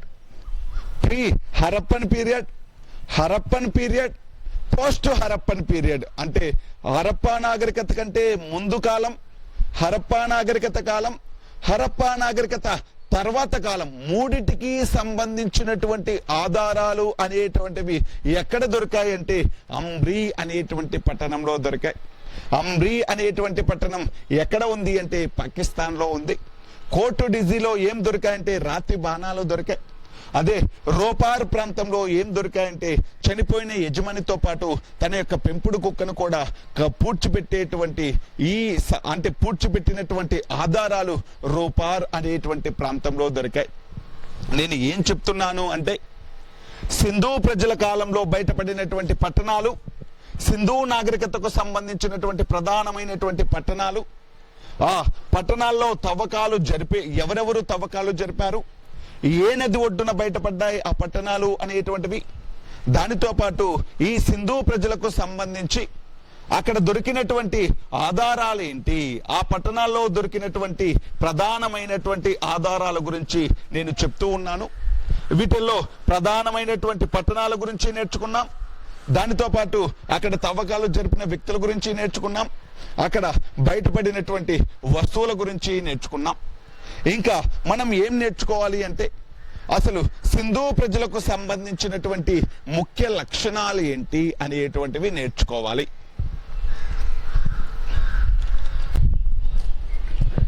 సింధు నాగరికత సంబంధించి సింధు ప్రజల యొక్క ముఖ్య లక్షణాల గురించి చెప్పుకుందాం. సింధు నాగరికత అనేటువంటిది భారతదేశంలో అభివృద్ధి చెందినటువంటి మొదటి నాగరికత. ఈ సింధు నాగరికత అనేటువంటిది పట్టణ నాగరికత, అర్బన్ సివిలైజేషన్ అనేటువంటిది. అంటే సింధు నాగరికత కాలంలో ప్రజలు ఎక్కువ మంది పట్టణాల్లో నివసించడం జరిగింది. అందుకే భారతదేశంలో మొదటి పట్టణ నాగరికత అంటే సింధు నాగరికత. తర్వాత వచ్చినటువంటి ఆర్యులు అనేటువంటి వాళ్ళది గ్రామీణ నాగరికత. కానీ సింధు ప్రజలది పట్టణ నాగరికత, అర్బన్ సివిలైజేషన్ అనేటువంటిది. మరి ఈ సింధు నాగరికతను అర్బన్ సివిలైజేషన్, పట్టణ నాగరికత అని పిలుచుకున్నాం. ఈ సింధు నాగరికత అనేటువంటిది ఆ కాలంలో అభివృద్ధి చెందినటువంటి ప్రపంచ నాగరికతల్లో సింధు నాగరికత అనేటువంటిది కొన్ని ప్రత్యేకతలు కలిగి ఉంది. అసలు సింధు నాగరికతకు సంబంధించి ప్రధాన లక్షణం ఏంటి అంటే పట్టణ నాగరికత అని చెప్పుకున్నాం. మరి వీళ్ళ కాలంలో పట్టణాలను ఎలా నిర్మించారు, పట్టణ నిర్మాణం ఎలా జరిగింది అంటే సింధు ప్రజల కాలంలో పట్టణ నిర్మాణం అనేటువంటిది ఎలా జరిగింది అంటే పట్టణాలని గ్రిడ్ పద్ధతిన నిర్మించడం జరిగింది. ఎలా నిర్మించారు అంటే గ్రిడ్ పద్ధతిని నిర్మించారు. పట్టణాన్ని గ్రిడ్ పద్ధతి అంటే అర్థం ఏంటి అంటే పొడవు వెడల్పులు, పట్టణం యొక్క పొడవు మరియు వెడల్పులు సమానంగా ఉండేటువంటి ఈ పద్ధతిని ఏమని పిలుస్తారు అంటే గ్రిడ్ పద్ధతి అని పిలవడం జరుగుతుంది. సింధు నాగరికత ప్రజలు గ్రిడ్ పద్ధతిన నగరాన్ని నిర్మించుకోవడం జరిగింది. ఈ సింధు నాగరికత కాలం నాటి పట్టణాల్లో గ్రిడ్ పద్ధతిన లేనటువంటి ఏకైక పట్టణం బన్వాలి అనేటువంటిది. సింధు నాగరికత కాలంలో గ్రిడ్ పద్ధతిని నిర్మించినటువంటి ఏకైక పట్టణం ఏంటి అంటే బన్వాలి. బన్వాలి అనేటువంటిది హర్యానా రాష్ట్రంలోని పట్టణం. బన్వాలి అనేటువంటిది సరస్వతీ నది పరివాహక ప్రాంతంలో బయటపడినటువంటి పట్టణం. బన్వాలి అనేటువంటిది ఈ హర్యానా రాష్ట్రంలో సరస్వతీ నది ఒడ్డున బయటపడింది. ఈ బన్వాలి ప్రాంతం యొక్క స్పెషాలిటీ ఏంటి అంటే గ్రిడ్ పద్ధతిలో లేని ఏకైక పట్టణం. అన్ని పట్టణాలు పొడవు వెడల్పులు సమానంగా ఉన్నాయి, గ్రిడ్ పద్ధతిని నిర్మించారు. కానీ గ్రిడ్ పద్ధతిన లేనటువంటి ఏకైక పట్టణం ఏంటి అంటే బన్వాలి అనేటువంటిది. నేను ప్రధాన లక్షణాలు, పట్టణ నాగరికత యొక్క ప్రధాన లక్షణాలు చెప్తున్నాను. నగరాలన్నీ కూడా గ్రిడ్ పద్ధతిని నిర్మించారు. గ్రిడ్ పద్ధతిలో లేనటువంటి ఏకైక పట్టణం బన్వాలి అని చెప్పుకున్నాం. అదేవిధంగా నగరాన్ని రెండు భాగాలుగా విభజించారు. దీనికి పశ్చిమ వైపున ఎలా ఉండేది అంటే ఎత్తైనటువంటి ప్రదేశాల్లో పెద్ద పెద్ద కోటలు కట్టుకొని నివసించేటువంటి వాళ్ళు, పెద్ద పెద్ద భవనాలు, పెద్ద పెద్ద కోటలతో నివసించేటువంటి వాళ్ళు పశ్చిమ భాగంలో. అదేవిధంగా తూర్పు భాగంలో ఇక్కడ చిన్న చిన్న ఇల్లు, ఒక గది 2 గదులతో కూడినటువంటి ఇల్లు అనేటువంటివి నిర్మించుకోవడం జరిగింది. మరి ఇక్కడ పెద్ద పెద్ద భవనాలు, కోటలు కలిగినటువంటి పశ్చిమ భాగంలో ఇక్కడ కులీనులు, లేకపోతే గొప్పవారు, లేకపోతే ప్రభువులు, ఇటువంటి వాళ్ళందరూ కూడా పరిపాలనలో ఎవరికైతే ఎక్కువ భాగస్వామ్యం ఉందో, ఎవరి దగ్గర అయితే ధనం బాగా ఉందో, డబ్బు బాగా ఉందో వాళ్ళందరూ కూడా పెద్ద పెద్ద భవనాలు, కోటల్లో నివసించేటువంటి వాళ్ళు వీళ్ళందరూ పశ్చిమ భాగంలో. అలా కాకుండా సాధారణ ప్రజలు, సాధారణ వృత్తి పని చేసుకునేటువంటి ప్రజలు, కామన్ పీపుల్ అనేటువంటి వాళ్ళు చిన్న చిన్న భవనాల్లో తూర్పు భాగంలో నివసించడం జరుగుతుంది. పట్టణాన్ని 2 భాగాలుగా విభజించారు.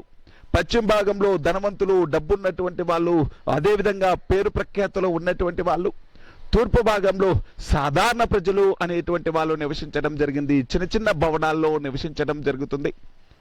అదేవిధంగా ఈ పట్టణం చుట్టూ కూడా రక్షణ కోసం ఒక పెద్ద కోట, కోటలు అనేటువంటివి నిర్మించుకోవడం జరుగుతుంది. పట్టణం చుట్టూ కూడా రక్షణ కోసం కోట గోడలు నిర్మించుకోవడం జరుగుతుంది. కోట లేని అంటే అన్ని పట్టణాలకు చుట్టూ కూడా రక్షణ కోసం, ప్రొటెక్షన్ కోసం గోడ అనేటువంటిది నిర్మించుకోవడం జరుగుతుంది. కోట అనేటువంటిది నిర్మించుకోవడం జరుగుతుంది. కోట లేని ఏకైక పట్టణం ఏంటి అంటే, కోట లేని ఏకైక పట్టణం చెన్హుదారో అనేటువంటిది. కోట లేని ఏకైక పట్టణం ఏంటి అంటే చెన్హుదారో అనేటువంటిది. మీకు ఇప్పుడే చెప్పాను, గ్రిడ్ పద్ధతిని నిర్మించని ఏకైక పట్టణం బన్వాలి. కోట లేని ఏకైక పట్టణం ఏంటి అంటే చెన్హుదారో. కోట అనేటువంటిది చుట్టూ, నగరం చుట్టూ నిర్మిస్తారు. రక్షణ కోసం ఒక పెద్ద గోడను నిర్మించడం జరుగుతుంది పట్టణం చుట్టూ. దానినే కోటలు అని పిలుస్తారు. కోట లేని ఏకైక పట్టణం ఏంటి అంటే చెన్హుదారో.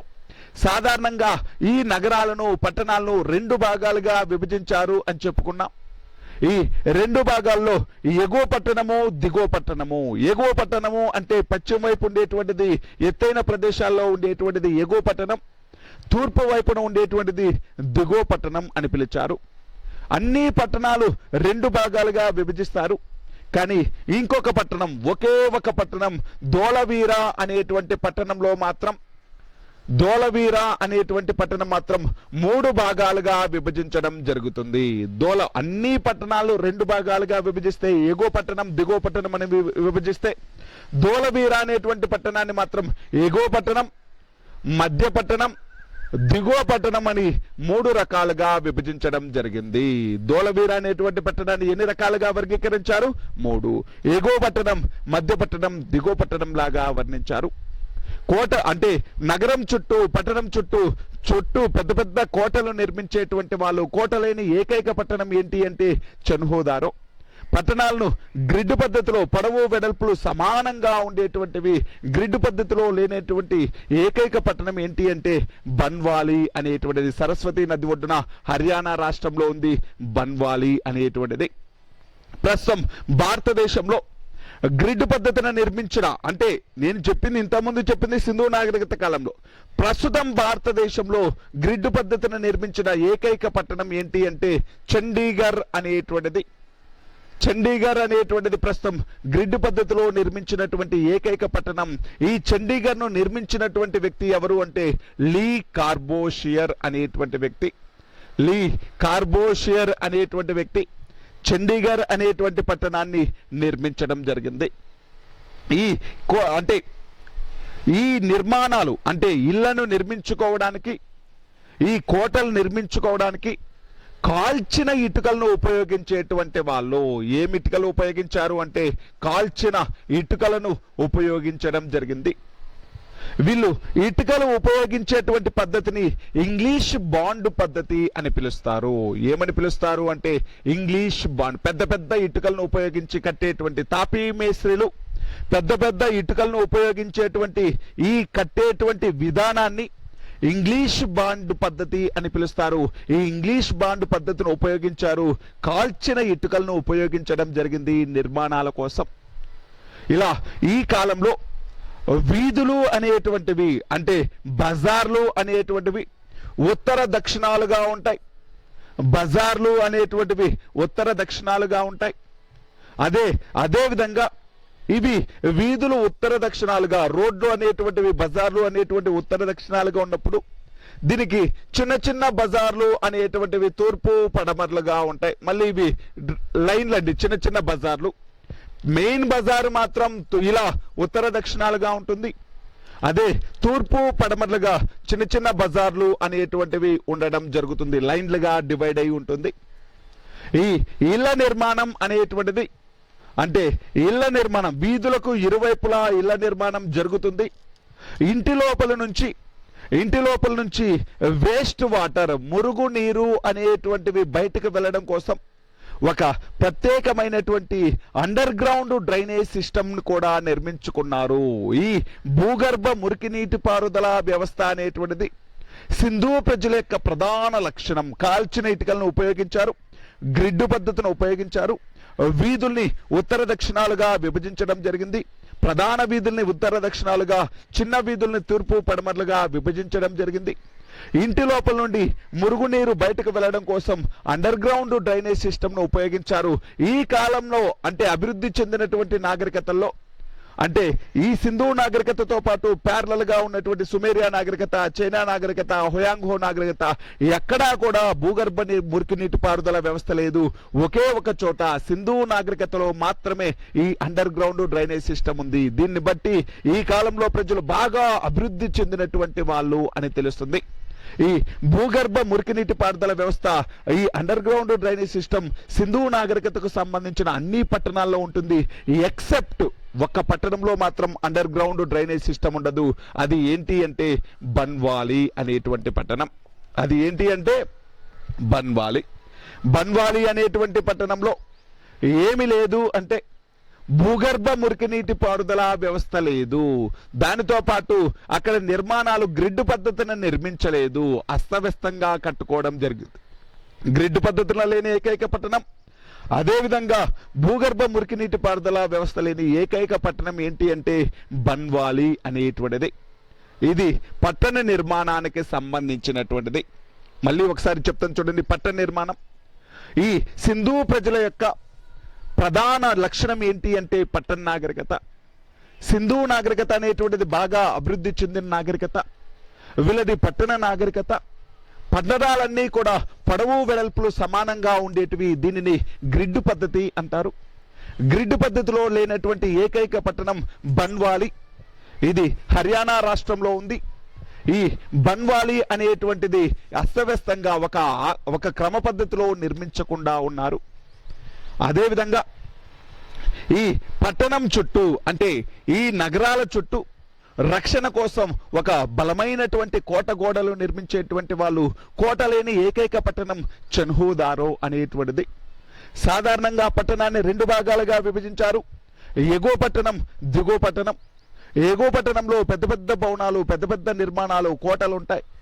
దిగువ పట్టణంలో ఒక గది, రెండు గదుల నిర్మాణాలు ఉంటాయి. ఎగువ పట్టణంలో ధనవంతులు, పేరున్నటువంటి వాళ్ళు, కులీన్లు నివసిస్తే, దిగువ పట్టణంలో సాధారణ ప్రజలు నివసించడం జరుగుతుంది. కానీ ధోలవీర అనేటువంటి పట్టణంలో పట్టణాన్ని మూడు విధాలు అంటే మూడు రకాలుగా వర్గీకరించారు. ఎగువ పట్టణం, మధ్య పట్టణం, దిగువ పట్టణం అనేటువంటిది. అదేవిధంగా ఈ పట్టణంలో వీధులు అనేటువంటివి ఉత్తర దక్షిణాలుగా ఉంటాయి. బజార్లు అనేటువంటి ఉత్తర దక్షిణాలుగా ఉంటాయి. ఈ ఉత్తర దక్షిణాలుగా వీధులు ఉన్నప్పుడు చిన్న వీధులు అనేటువంటివి తూర్పు పడమరలుగా ఉండడం జరుగుతుంది. ఈ భవనాల నిర్మాణంకు, ఇళ్ల నిర్మాణంకు కాల్చిన ఇటుకలను ఉపయోగించేటువంటి వాళ్ళు. ఈ ఇటుకలు ఉపయోగించేటువంటి పద్ధతిని, తాపీ మేస్త్రులు కట్టేటప్పుడు పెద్ద పెద్ద ఇటుకలు ఉపయోగించేటువంటి పద్ధతిని ఇంగ్లీష్ బాండ్ పద్ధతి అంటారు. ఈ ఇంగ్లీష్ బాండ్ పద్ధతిని ఉపయోగించినటువంటి వాళ్ళు సింధు ప్రజలు. అదేవిధంగా తమ గృహంలో, తమ ఇంటిలో వేస్టేజ్ వాటర్ని, మురుగు వాటర్ను పంపించడం కోసం అండర్ గ్రౌండ్ డ్రైనేజ్ సిస్టమ్ అనేటువంటిది సింధు ప్రజల కాలంలో ఉండేటువంటిది. ఈ భూగర్భ మురికి నీటి పారుదల వ్యవస్థ కలిగి ఉండడం సింధు ప్రజల యొక్క ప్రధాన లక్షణం. ఈ డ్రైనేజ్ని క్లీన్ చేయడం కోసం, ఈ సివేజ్ని క్లీన్ చేయడం కోసం అక్కడక్కడ మనుషులు దిగి క్లీన్ చేయడం కోసం మ్యాన్ హోల్స్ అనేటువంటివి కూడా ఈ ఏర్పాటు చేయడం జరిగింది. ఈ కాలువల పైన, డ్రైనేజ్ సిస్టమ్ పైన మ్యాన్ హోల్స్ ను కూడా ఏర్పాటు చేశారు. ఎవరు అంటే సింధు ప్రజలు అనేటువంటి వాళ్ళు. ఇది పట్టణ నిర్మాణానికి సంబంధించినటువంటిది. దీనితో పాటు సింధు ప్రజల కాలంలో సామాజిక పరిస్థితులు ఎలా ఉండేటివి? సింధు ప్రజల కాలంలో సామాజిక పరిస్థితులు ఎలా ఉండేది? సొసైటీ అనేటువంటిది ఎలా ఉండేది? సింధు ప్రజల కాలం నాటికి, సింధు నాగరికత కాలం నాటికి ఇంకా కుల వ్యవస్థ అనేటువంటిది ఆవిర్భవించలేదు. క్యాస్ట్ సిస్టమ్ అనేటువంటిది ఆవిర్భవించలేదు. ఈ క్యాస్ట్ సిస్టమ్ అనేటువంటిది ఆర్యుల కాలంలో ఆవిర్భవించింది. కుల వ్యవస్థ ఆవిర్భవించలేదు కాబట్టి సమాజాన్ని వాళ్ళు చేసేటువంటి వృత్తుల ఆధారంగా, వాళ్ళు చేసేటువంటి పనుల ఆధారంగా వర్గీకరించడం జరిగింది. సామాజిక వర్గీకరణ ఎలా జరిగింది అంటే వాళ్ళు చేసేటువంటి పని ఆధారంగా సామాజిక వర్గీకరణ అనేటువంటి సమాజాన్ని వర్గీకరించడం జరిగింది. అంటే వాళ్ళు చెప్పులు కుట్టే వాళ్ళందరూ కూడా ఒక వర్గం లాగా, లేకపోతే మట్టి పని చేసే వాళ్ళందరూ కూడా ఒక వర్గం లాగా, కుండలు తయారు చేసే వాళ్ళందరూ కూడా ఒక వర్గం లాగా, నూనెలు తయారు చేసే వాళ్ళందరూ కూడా ఒక వర్గంలాగా ఇలా వాళ్ళు చేసేటువంటి పని ఆధారంగా, వృత్తి ఆధారంగా సమాజాన్ని వర్గీకరించడం జరిగింది. సమాజాన్ని వాళ్ళు చేసేటువంటి పని ఆధారంగా వర్గీకరించడం జరిగింది. ఇది సామాజిక పరిస్థితులకు సంబంధించింది. ఈ కాలంలో ప్రజల యొక్క ప్రధానమైనటువంటి వృత్తి ఏంటి అంటే వ్యవసాయం.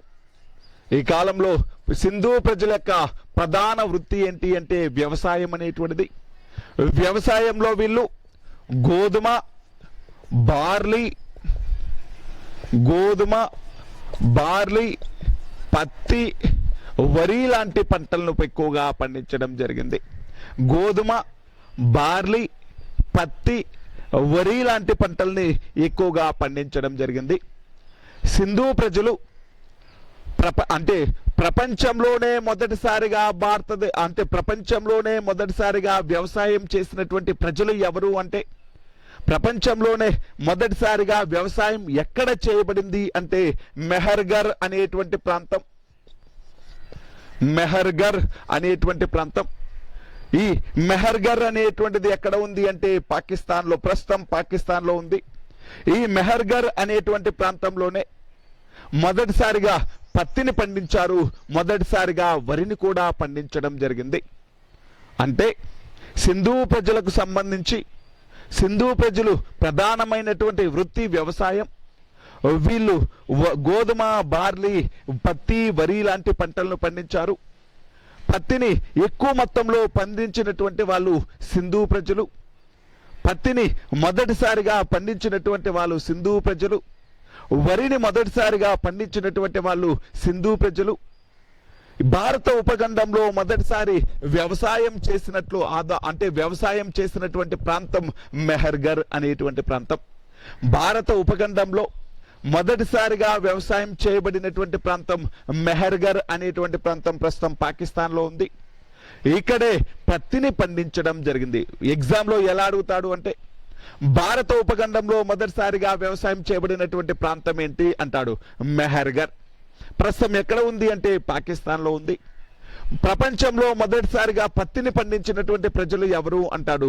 సింధు ప్రజలు అనేటువంటి వాళ్ళు. భారతదేశంలో వ్యవసాయం చేయబడినటువంటి మొదటి ప్రాంతం ఏంటి అంటే మెహర్గర్ అనేటువంటి ప్రాంతం. పత్తిని ఎక్కువగా పండించారు అని చెప్పుకున్నాం, వరిని కూడా పండించారు అని చెప్పుకుంటున్నాం. కాకపోతే వరిని పెద్ద మొత్తంలో పండించలేదు, చాలా తక్కువ మొత్తంలోనే పండించారు. వరికి సంబంధించినటువంటి ఆధారాలు అనేటువంటివి చాలా తక్కువగా దొరికాయి. వరికి సంబంధించినటువంటి ఆధారాలు తక్కువగా దొరకడంతో వరి అనేటువంటిది వీళ్ళకు పెద్దగా తెలియదు. చాలా తక్కువ మొత్తంలో మాత్రమే వరిని పండించారు అని చెప్పడం జరుగుతుంది. మరి ఈ వరికి సంబంధించినటువంటి ఆధారాలు ఎక్కడ దొరికాయంటే రంగపూర్ అనేటువంటి ప్రాంతంలో, గుజరాత్ రాష్ట్రంలో ఉందండి రంగపూర్ అనేటువంటి ప్రాంతం. ఈ గుజరాత్ రాష్ట్రంలోని రంగపూర్ అనేటువంటి ప్రాంతంలో బియ్యపు పొట్టు దొరికింది. అంటే బియ్యపు పొట్టు, ప్యాడీ పైన ఉండేటువంటి హస్క్ అనేటువంటిది ఎక్కడ దొరికింది అంటే రంగపూర్ ప్రాంతంలో దొరికింది. గుజరాత్ రాష్ట్రంలోని రంగపూర్లో బియ్యపు పొట్టు అనేటువంటిది లభించడం జరిగింది. అదేవిధంగా గుజరాత్ రాష్ట్రంలోని లోతాల్ అనేటువంటి ప్రాంతంలో, బియ్యపు గింజలు దొరకడం, అంటే బియ్యపు గింజలు లభించాయి. బియ్యపు పొట్టు అనేటువంటిది రంగపూర్ ప్రాంతంలో, బియ్యపు గింజలు అనేటువంటివి లోతాల్ ప్రాంతంలో దొరకడంతో సింధు ప్రజలకు వరి గురించి తెలుసు అని, వరిని పండించారు అని, కాకపోతే చాలా తక్కువ మొత్తంలో వరిని పండించారు అని తెలుస్తుంది. పత్తిని మాత్రం ఎక్కువ మొత్తంలో పండించారు సింధు ప్రజలు పత్తిని పండించారు. ప్రపంచంలో మొదటిసారిగా పత్తిని పండించినటువంటి ప్రజలు ఎవరు అంటే సింధు ప్రజలు. భారత ఉపఖండంలో మొదటిసారిగా వ్యవసాయం చేయబడినటువంటి ప్రాంతం ఏంటి అంటే మెహర్గర్ అనేటువంటి ప్రాంతం. సింధు ప్రజల యొక్క ప్రధాన వృత్తి ఏంటి అంటే వ్యవసాయం. వీళ్ళు గోధుమ, బార్లీ, పత్తి, వరి లాంటి పంటలను పండించడం జరిగింది. ఈ వ్యవసాయం కోసం నదులపైన ఆనకట్టలు కూడా నిర్మించినటువంటి మొదటి వాళ్ళు ఎవరు అంటే సింధు ప్రజలు. నీటిపారుదల సౌకర్యాల కోసం మొదటిసారి నదులపైన ఆనకట్టలు కూడా, అంటే నదీ ప్రవాహానికి అడ్డంగా నదిలో ఉండేటువంటి నీటిని సముద్రంలో కలిసే ముందే వాటన్నిటినీ కూడా నిల్వ చేసుకోవడానికి, స్టోర్ చేసుకోవడానికి నదికి అడ్డంగా కట్టేటువంటి నిర్మాణాలు బ్యారేజీలు, ఆనకట్టలు అని పిలుస్తారు. ఈ బ్యారేజీలు, ఆనకట్టలు నిర్మించి నదీ ప్రవాహానికి అడ్డంగా, అంటే నదిలో నీరు సముద్రంలోకి వెళ్లకుండా మధ్యలోనే వాటన్నిటిని స్టోర్ చేయడం కోసం ఆనకట్టలు నిర్మించి వ్యవసాయం చేసినటువంటి మొదటి ప్రజలు ఎవరు అంటే సింధు ప్రజలు అనేటువంటి వాళ్ళు. ఈ సింధు ప్రజల యొక్క ప్రధాన వృత్తి వ్యవసాయం అని చెప్పుకున్నాం. దీనితో పాటు సింధు ప్రజలు వ్యవసాయంతో పాటు వర్తక వ్యాపారాలను కూడా చేయడం జరిగింది. అంటే ప్రధాన వృత్తి ఏంటి అంటే ఏం చెప్పాలి? వ్యవసాయం అని చెప్పాలి. రెండవ ప్రధాన వృత్తి ఏంటి అంటే వ్యాపారం చేయడం, వర్తకం వ్యాపారం చేయడం. ఆ రోజుల్లో వర్తకం వ్యాపారం అనేటువంటిది ఒక చోటు నుంచి మరొక చోటికి సరుకుల్ని ఎలా తీసుకెళ్లేటువంటి వాళ్ళు అంటే, ఒక చోట పండించినటువంటి పంటని ఇంకో చోటికి ఎలా తీసుకెళ్లే వాళ్ళు అంటే రవాణాకు ప్రధానంగా ఉపయోగపడేటువంటి సాధనం ఎడ్ల బండి. ఎడ్ల బండిని రవాణా సాధనంగా ఉపయోగించారు. ఈ ఎడ్ల బండులను ఏమని పిలిచేవాళ్ళు అంటే ఎక్క అని పిలవడం జరిగింది. ఎడ్ల బండిని ఏమని పిలిచేటువంటి వాళ్ళు అంటే ఎక్క అని పిలవడం జరిగింది. ఆ కాలంలో ఇంకా నాణాలు, కాయిన్స్ అనేటువంటివి రాలేదు. కాయిన్స్ అనేటువంటి సిస్టమ్ ఇంకా రాలేదు. వస్తు మార్పిడి పద్ధతిని ఉపయోగించడం జరిగింది. సింధు ప్రజలు వ్యాపారంలో, అంటే సింధు ప్రజలు ఇంకా కరెన్సీ అనేటువంటిది ఉపయోగించలేదు, నాణ్యాలు ఉపయోగించలేదు. ఏ పద్ధతి ఉపయోగించారు అంటే వస్తు మార్పిడి పద్ధతిని ఉపయోగించడం జరిగింది. వస్తు మార్పిడి పద్ధతి అంటే బార్టర్ సిస్టమ్. వస్తు మార్పిడి పద్ధతి అంటే బార్టర్ సిస్టాన్ని ఉపయోగించడం జరిగింది. వీళ్ళు రవాణా, సరుకు రవాణా కోసం మరియు ప్రయాణ సాధనంగా దేన్ని ఉపయోగించారు అంటే ఎడ్ల బండిని ఉపయోగించారు, ఎక్క అని పిలిచాం. దానితో పాటు వస్తు మార్పిడి పద్ధతిని ఉపయోగించారు, అంటే బార్టర్ సిస్టమ్ను ఉపయోగించారు సింధు ప్రజలు అని చెప్పుకున్నాం.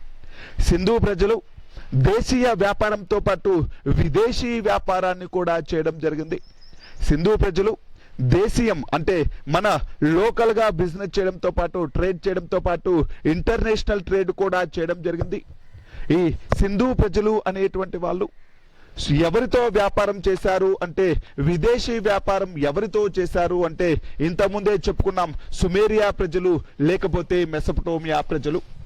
సుమేరియా ప్రజలు లేకపోతే మెసపటోమియా ప్రజలతోటి లోతాల్ అనేటువంటి రేవుపట్టణం ద్వారా వ్యాపారం చేశారు అని చెప్పుకున్నాం.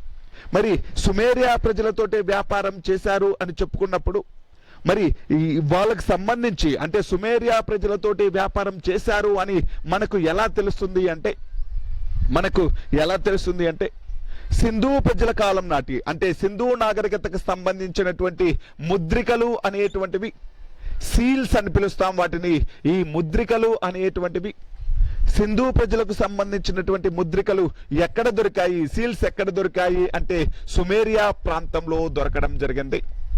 సుమేరియా ప్రాంతంలో, అంటే సింధు ప్రజలు, సింధు నాగరికతకు సంబంధించినటువంటి ఆనవాళ్ళు, వీళ్ళకి సంబంధించిన ముద్రలు, వీళ్ళకి సంబంధించిన సీళ్లు ఎక్కడ దొరికాయంటే సుమేరియా ప్రాంతంలో దొరికాయి.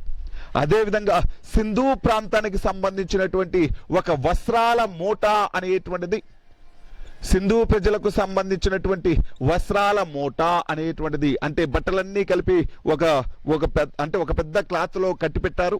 అలా వస్త్రాల మూట అనేటువంటిది కూడా ఎక్కడ దొరికింది అంటే సుమేరియా ప్రాంతంలో దొరికింది. అంటే సింధు ప్రాంతానికి సంబంధించినటువంటి ముద్రలు, సీళ్లు అనేటువంటివి, సింధు ప్రాంతానికి సంబంధించినటువంటి వస్త్రాల మూట అనేటువంటిది ఎక్కడ దొరికింది అంటే సుమేరియా ప్రాంతంలో దొరికింది. ఎక్కడ దొరికింది అంటే సుమేరియా ప్రాంతంలో దొరికింది. అంటే సింధు ప్రజలు, వీళ్ళకి సంబంధించిన ఆధారాలు సుమేరియా ప్రాంతంలో దొరకడంతో సింధు ప్రజలు సుమేరియా ప్రజలతోటి వ్యాపారం చేశారు అని తెలుస్తుంది. ఇలా వ్యాపారం చేయడం కోసం వీళ్ళు ఉపయోగించినటువంటి రేవు పట్టణం లోతాల్ అనేటువంటి రేవు పట్టణం. సింధు ప్రజలు ప్రధానంగా ఏమేమి ఎగుమతి చేసేవాళ్ళు అంటే వస్త్రాలు, సుగంధ ద్రవ్యాలు, పూసలు అంటే వస్త్రాలు, సుగంధ ద్రవ్యాలు, పూసలు, మణులు లాంటివి. వస్త్రాలు, సుగంధ ద్రవ్యాలు, పూసలు, మణులు, ఇటువంటి వాటినన్నిటినీ ఎగుమతి చేయడం జరుగుతుంది. వస్త్రాలు, సుగంధ ద్రవ్యాలు, పూసలు, మణులు లాంటివి ఎగుమతి చేయడం జరిగింది. అదేవిధంగా సింధు ప్రజలు అనేక ప్రాంతాల నుంచి తమకు కావలసినటువంటి వస్తువులను దిగుమతి చేసుకోవడం జరిగింది. సింధు ప్రజలు ప్రధానంగా దిగుమతి చేసుకున్నటువంటి వస్తువులు ఏంటి అంటే, సింధు ప్రజలు ప్రధానంగా బంగారాన్ని ఎక్కడి నుంచి దిగుమతి చేసుకున్నారు అంటే, ప్రధానంగా బంగారాన్ని కర్ణాటక ప్రాంతం నుంచి దిగుమతి చేసుకోవడం జరిగింది. ఎక్కడి నుంచి అంటే కర్ణాటక ప్రాంతం నుంచి ఈ బంగారాన్ని అంటే మైసూర్ ప్రాంతం నుంచి బంగారాన్ని దిగుమతి చేసుకున్నారు. దీనితో పాటు రాగిని ఎక్కడి నుంచి దిగుమతి చేసుకున్నారు అంటే రాజస్థాన్లోని ఖేత్రీ గనుల నుంచి, రాజస్థాన్లోని ఖేత్రీ గనుల నుంచి ఈ రాగి అనేటువంటి దాన్ని దిగుమతి చేసుకోవడం జరిగింది. అదేవిధంగా సింధు ప్రజలు వెండిని ఎక్కడి నుంచి దిగుమతి చేసుకున్నారు అంటే ఆఫ్ఘనిస్తాన్ ప్రాంతం నుంచి వెండిని దిగుమతి చేసుకోవడం జరిగింది. అదేవిధంగా సింధు ప్రజలు సీసాన్ని ఎక్కడి నుంచి దిగుమతి చేసుకున్నారు అంటే బీహార్ ప్రాంతం నుంచి సీసాన్ని దిగుమతి చేసుకోవడం జరిగింది. అంటే సింధు ప్రజలు ఎగుమతులు దిగుమతులు చేసేటువంటి వాళ్ళు, వ్యాపారం చేసేటువంటి వాళ్ళు. విదేశీ వ్యాపారం అనేటువంటి సుమేరియా లేకపోతే మెసపటోరియా ప్రాంతంలో చేశారు. అదేవిధంగా స్వదేశీ వ్యాపారం కూడా చేయడం జరిగింది. వీళ్ళు వివిధ ప్రాంతాల నుంచి తమకు కావలసినటువంటి వస్తువులను దిగుమతి చేసుకునేటువంటి వాళ్ళు. బంగారాన్ని ఈ కర్ణాటక ప్రాంతం నుంచి, రాగిని రాజస్థాన్లోని ఖేత్రీ గనుల నుంచి, వెండిని ఆఫ్ఘనిస్తాన్ ప్రాంతం నుంచి, సీసంని బీహార్ ప్రాంతం నుంచి దిగుమతి చేసుకున్నారు సింధు ప్రజలు అనేటువంటి వాళ్ళు. ఇది సింధు ప్రజలకు సంబంధించినటువంటి వ్యాపారానికి సంబంధించింది. అంటే సింధు ప్రజలు వ్యవసాయం చేశారు, వ్యాపారం చేశారు. ప్రధాన వృత్తి, మెయిన్ ఆక్యుపేషన్ అగ్రికల్చర్. మరి ఈ సింధు ప్రజలు ప్రధాన వృత్తి వ్యవసాయం అని చెప్పుకున్నాం. ప్రపంచంలో మొదటిసారిగా పత్తిని పండించినటువంటి వాళ్ళు సింధు ప్రజలు అని చెప్పుకున్నాం. భారతదేశంలో అంటే భారత ఉపఖండంలో, అంటే ఉపఖండము అంటే ఇక్కడ ఉండేటువంటి పాకిస్తాన్ కావచ్చు, ఆఫ్ఘనిస్తాన్ కావచ్చు, శ్రీలంక కావచ్చు, నేపాల్ కావచ్చు, ఇవన్నీ కలిపి ఉపఖండం అని పిలుస్తాం.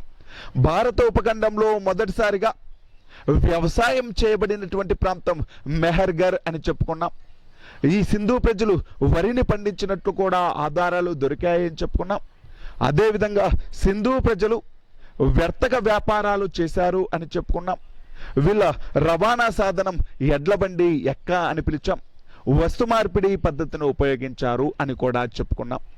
మరి సింధు ప్రజలు వ్యవసాయం చేశారు అని చెప్పుకున్నప్పుడు వ్యవసాయం చేయడం కోసం కర్ర నాగలిని ఉపయోగించారు.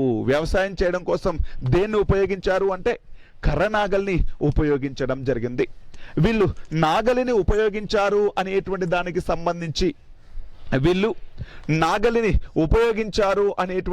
సంబంధించి ఆధారాలు దొరికాయి. ఎక్కడెక్కడ ఆధారాలు దొరికాయి అంటే వీళ్ళు కర్రనాగల్ని ఉపయోగించారు అనేటువంటి ఆధారాలు ఎక్కడ దొరికాయంటే కాళీబంగన్ అనేటువంటి ప్రాంతంలో, ఈ కాళీబంగన్ అనేటువంటి ప్రాంతంలో నాగలితో దున్నబడినటువంటి భూమి బయటపడింది. నాగలితో దున్నబడినటువంటి భూమి ఎక్కడ బయటపడింది అంటే కాళీబంగన్ అనేటువంటి ప్రాంతంలో బయటపడింది. నాగలితో దున్నబడినటువంటి భూమి కాళీబంగన్లో బయటపడింది. అదేవిధంగా టెర్రాకోటతో చేసినటువంటి అంటే బంకమట్టితో చేసినటువంటి నాగలి బొమ్మ అనేటువంటిది బన్వాలి ప్రాంతంలో దొరికింది. టెర్రాకోటతో చేసినటువంటి నాగలి బొమ్మ అనేటువంటిది ఎక్కడ దొరికింది అంటే బన్వాలి. అంటే సింధు ప్రజలు వ్యవసాయం కోసం నాగలిని ఉపయోగించారని, కాకపోతే వాళ్ళు ఐరన్తో, ఇనుముతో చేసినటువంటి నాగల్ని ఉపయోగించలేదు. వాళ్ళు కర్రతో చేసినటువంటి నాగలిని ఉపయోగించారు అని తెలుస్తుంది. నాగలికి సంబంధించినటువంటి ఆధారాలు ఎక్కడెక్కడ దొరికాయంటే కాళీబంగన్ ప్రాంతంలో నాగలితో దున్నబడినటువంటి భూమి, బన్వాలి ప్రాంతంలో టెర్రాకోటతో చేసినటువంటి నాగలి బొమ్మ అనేటువంటిది లభించడం జరిగింది. ఇది సామాజిక పరిస్థితులకు సంబంధించి, దానితో పాటు ఈ కాలం నాటి వ్యవసాయము, వర్తక వ్యాపారాలకు సంబంధించినటువంటిది. అదేవిధంగా సింధు ప్రజల కాలం నాటికి రాజకీయ పరిస్థితులు ఎలా ఉండేటివి అంటే, సింధు ప్రజల కాలం నాటి రాజకీయ పరిస్థితులు ఎలా ఉండేటివి అంటే, సింధు ప్రజలని అసలు వీళ్ళకి ఒక క్రమానుగత పరిపాలన వ్యవస్థ ఉందా లేదా అనేటువంటి దానికి సంబంధించినటువంటి ఆధారాలు పెద్దగా దొరకటం లేదు. కాంట్రవర్సీలు ఉన్నాయి. అసలు వీళ్ళని ఎవరు పరిపాలించారు అనేటువంటి దానికి సంబంధించి కాంట్రవర్సీలు ఉన్నాయి. సింధు ప్రజల్ని కొంతమంది ఏమో వర్తకులు పాలించారు అని, అంటే సింధు ప్రజల్ని వర్తకులు పాలించారు అని కొంతమంది అంటే, సింధు ప్రజల్ని పురోహితులు పాలించారు అని మరికొంతమంది చెప్పడం జరుగుతుంది. సింధు ప్రజలను ఎవరు పరిపాలించారు అనేటువంటి దానికి సంబంధించి కాంట్రవర్సీలు ఉన్నాయి. సింధు ప్రజల్ని వర్తకులు పాలించారు అని కొంతమంది చెప్పారు. సింధు ప్రజలు పురోహితుల పాలనలో ఉంది అని కొంతమంది చెప్పడం జరిగింది. సింధు నాగరికత అనేటువంటిది మాతృస్వామిక వ్యవస్థ. సింధు ప్రజల్లో ఎటువంటి అంటే సమాజం ఎలా ఉండేది అంటే, సింధు ప్రజల కాలంలో మాతృస్వామిక వ్యవస్థ ఉంది. మ్యాట్రియార్చల్ ఎకానమీ, మ్యాట్రియార్చల్ సొసైటీ. మాతృస్వామిక వ్యవస్థ అంటే కుటుంబ పెద్ద ఎవరున్నారు అంటే స్త్రీ ఉంటుంది. వీరి కాలంలో కుటుంబ పెద్ద ఎవరి అంటే స్త్రీ ఉంటుంది. అంటే సింధు నాగరికత అనేటువంటిది మాతృస్వామిక వ్యవస్థ. సింధు నాగరికత ప్రజలను ఎవరు పాలించారు అనేటువంటి దానికి సరైన ఆధారాలు దొరకటం లేదు. ఈ కొంతమంది చరిత్రకారులు సింధు ప్రజలను వర్తకులు పాలించారని, మరికొంతమంది చరిత్రకారులు సింధు ప్రజలను పురోహితులు పాలించారు అని చెప్పడం జరుగుతుంది. ఈ కాలంలో రాజ్యాలు లేవు, రాజులు లేరు, ఈ రాజరికము అనేటువంటిది లేదు. కానీ ఎవరు పరిపాలించారు అనేటువంటి దానికి సంబంధించి కాంట్రవర్సీలు ఉన్నాయి. ఇది సింధు ప్రజల కాలం నాటి రాజకీయ పరిస్థితులు అనేటువంటివి. ఇంకా మనం సింధు ప్రజల కాలం నాటి మత పరిస్థితులు అనేటువంటి దాని గురించి నేర్చుకోవాలి. సింధు ప్రజల కాలం నాటికి సంబంధించిన మత పరిస్థితులు అనేటువంటివి ఎలా ఉన్నాయి అనేటువంటి విషయం చూసుకుందాం. సింధు ప్రజలు వీళ్ళు ఎవరిని పూజించారు అంటే, సింధు ప్రజలు ప్రకృతి శక్తులను పూజించడం జరిగింది. సింధు ప్రజలు ప్రకృతి శక్తులను పూజించారు, నేచర్ని ఎక్కువగా పూజించడం జరిగింది. సింధు ప్రజలు ప్రకృతి శక్తులను పూజించారు.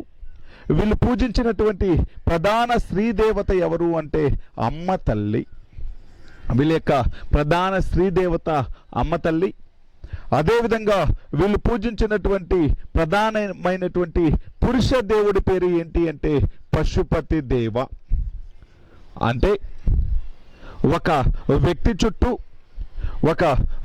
చుట్టూ అంటే వివిధ రకాల ఏనుగు, ఎద్దు, పులికి అంటే ఈ 3 జంతువుల బొమ్మలు, దానితో పాటు ఖడ్గమృగము అంటే ఎద్దు, ఏనుగు, పులి, ఖడ్గమృగానికి సంబంధించినటువంటి బొమ్మలు, సింహాసనం కింద ఒక గేదె అంటే గేదెకి సంబంధించినటువంటి బొమ్మ, ఆయన కాళ్ళ దగ్గర 2 జింకలకు సంబంధించినటువంటి బొమ్మలు.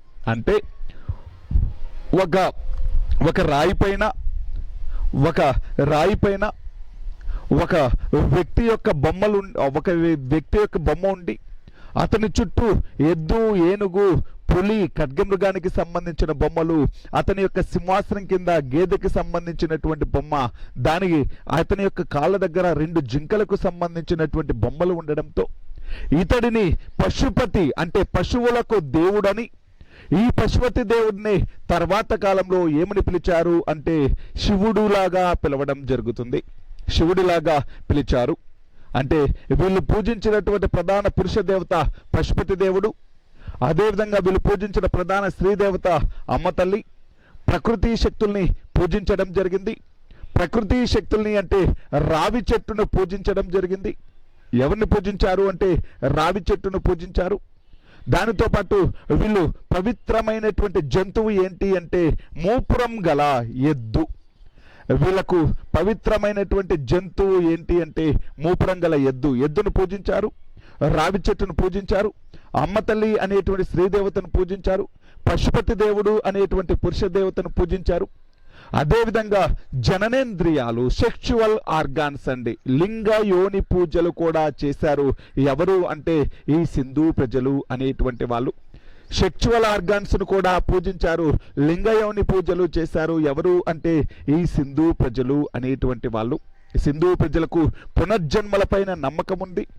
సింధు ప్రజలు అంటే పునర్జన్మలపైన నమ్మకం ఉండడంతో పాటు ఈ దుష్ట శక్తుల నుంచి రక్షించుకోవడం కోసం తాయెత్తులను కూడా కట్టుకునేటువంటి వాళ్ళు.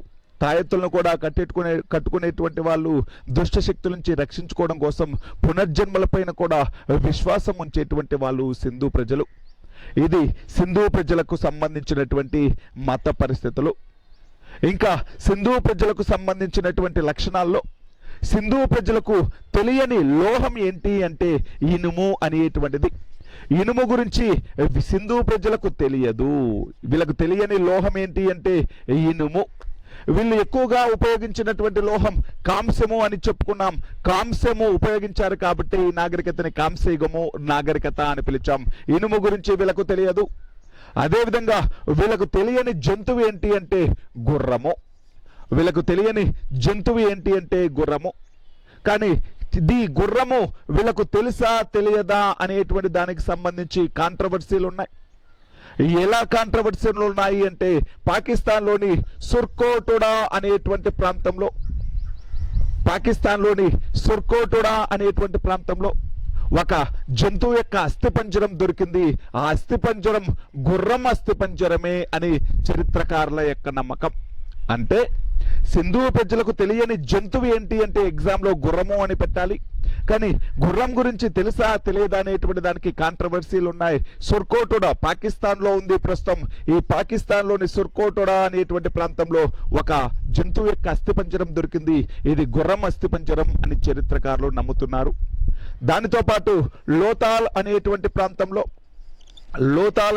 ప్రాంతంలో ఈ టెర్రాకోటతో అంటే బంకమట్టితో చేసినటువంటి ఒక గుర్రపు బొమ్మ కూడా దొరికింది. అంటే టెర్రాకోట బంకమట్టితో చేసినటువంటి గుర్రపు బొమ్మ అనేటువంటిది లోతాల్లో దొరికింది. సుర్కోటోడా అనేటువంటి ప్రాంతంలో గుర్రం అస్థిపంజరం దొరికింది. కాబట్టి గుర్రం వీళ్ళకు తెలుసు అని కొంతమంది చరిత్రకారులు చెప్తున్నారు. కానీ మెజారిటీ చరిత్రకారుల ప్రకారం వీళ్ళకు గుర్రం గురించి పెద్దగా అవగాహన లేదు. వీళ్ళకి తెలియని లోహము అంటే ఇనుము చెప్పాలి, తెలియని జంతువు అంటే గుర్రం చెప్పాలి. వీటితో పాటు వీళ్ళకు సింహం గురించి కూడా తెలియదు. అంటే సింహం అనేటువంటి జంతువు గురించి కూడా ఈ సింధు ప్రజలకు తెలియదు. ఇనుము గురించి తెలియదు, గుర్రం గురించి తెలియదు, సింహం గురించి కూడా తెలియదు. గుర్రానికి సంబంధించినట్టు కొన్ని ఆధారాలు దొరికాయి కానీ పెద్దగా గుర్రం గురించి వీళ్ళకు తెలియదు. ఎగ్జామ్లో గుర్రం గురించి తెలియనిది ఎవరికి అంటే సింధు ప్రజలకి ఏం చెప్పాలి? సింధు ప్రజలకు తెలియని లోహం ఏంటి అంటే ఇనుము అని చెప్పాలి.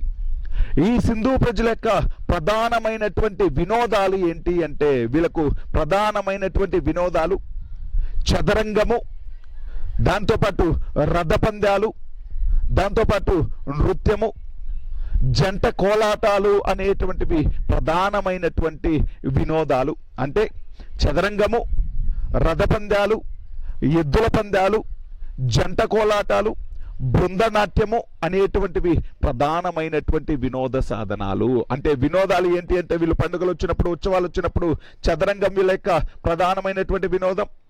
దీనితో పాటు జంట కోలాటాలు అనేటువంటివి, బృందనాట్యము అనేటువంటిది, దీనితో పాటు రథపందాలు అనేటువంటివి, దీంతో పాటు రథపందాలతో పాటు ఎద్దుల పందాలు అనేటువంటివి వీళ్ళ యొక్క ప్రధాన వినోద సాధనాలు. వీళ్ళకి ఇనుము గురించి తెలియదు. వీళ్ళు ఉపయోగించినటువంటి లోహాలన్నీ కూడా కంచుతోటి తయారు చేయబడినటువంటివి. వీళ్ళు అనేక ఆయుధాలు తయారు చేసుకున్నారు.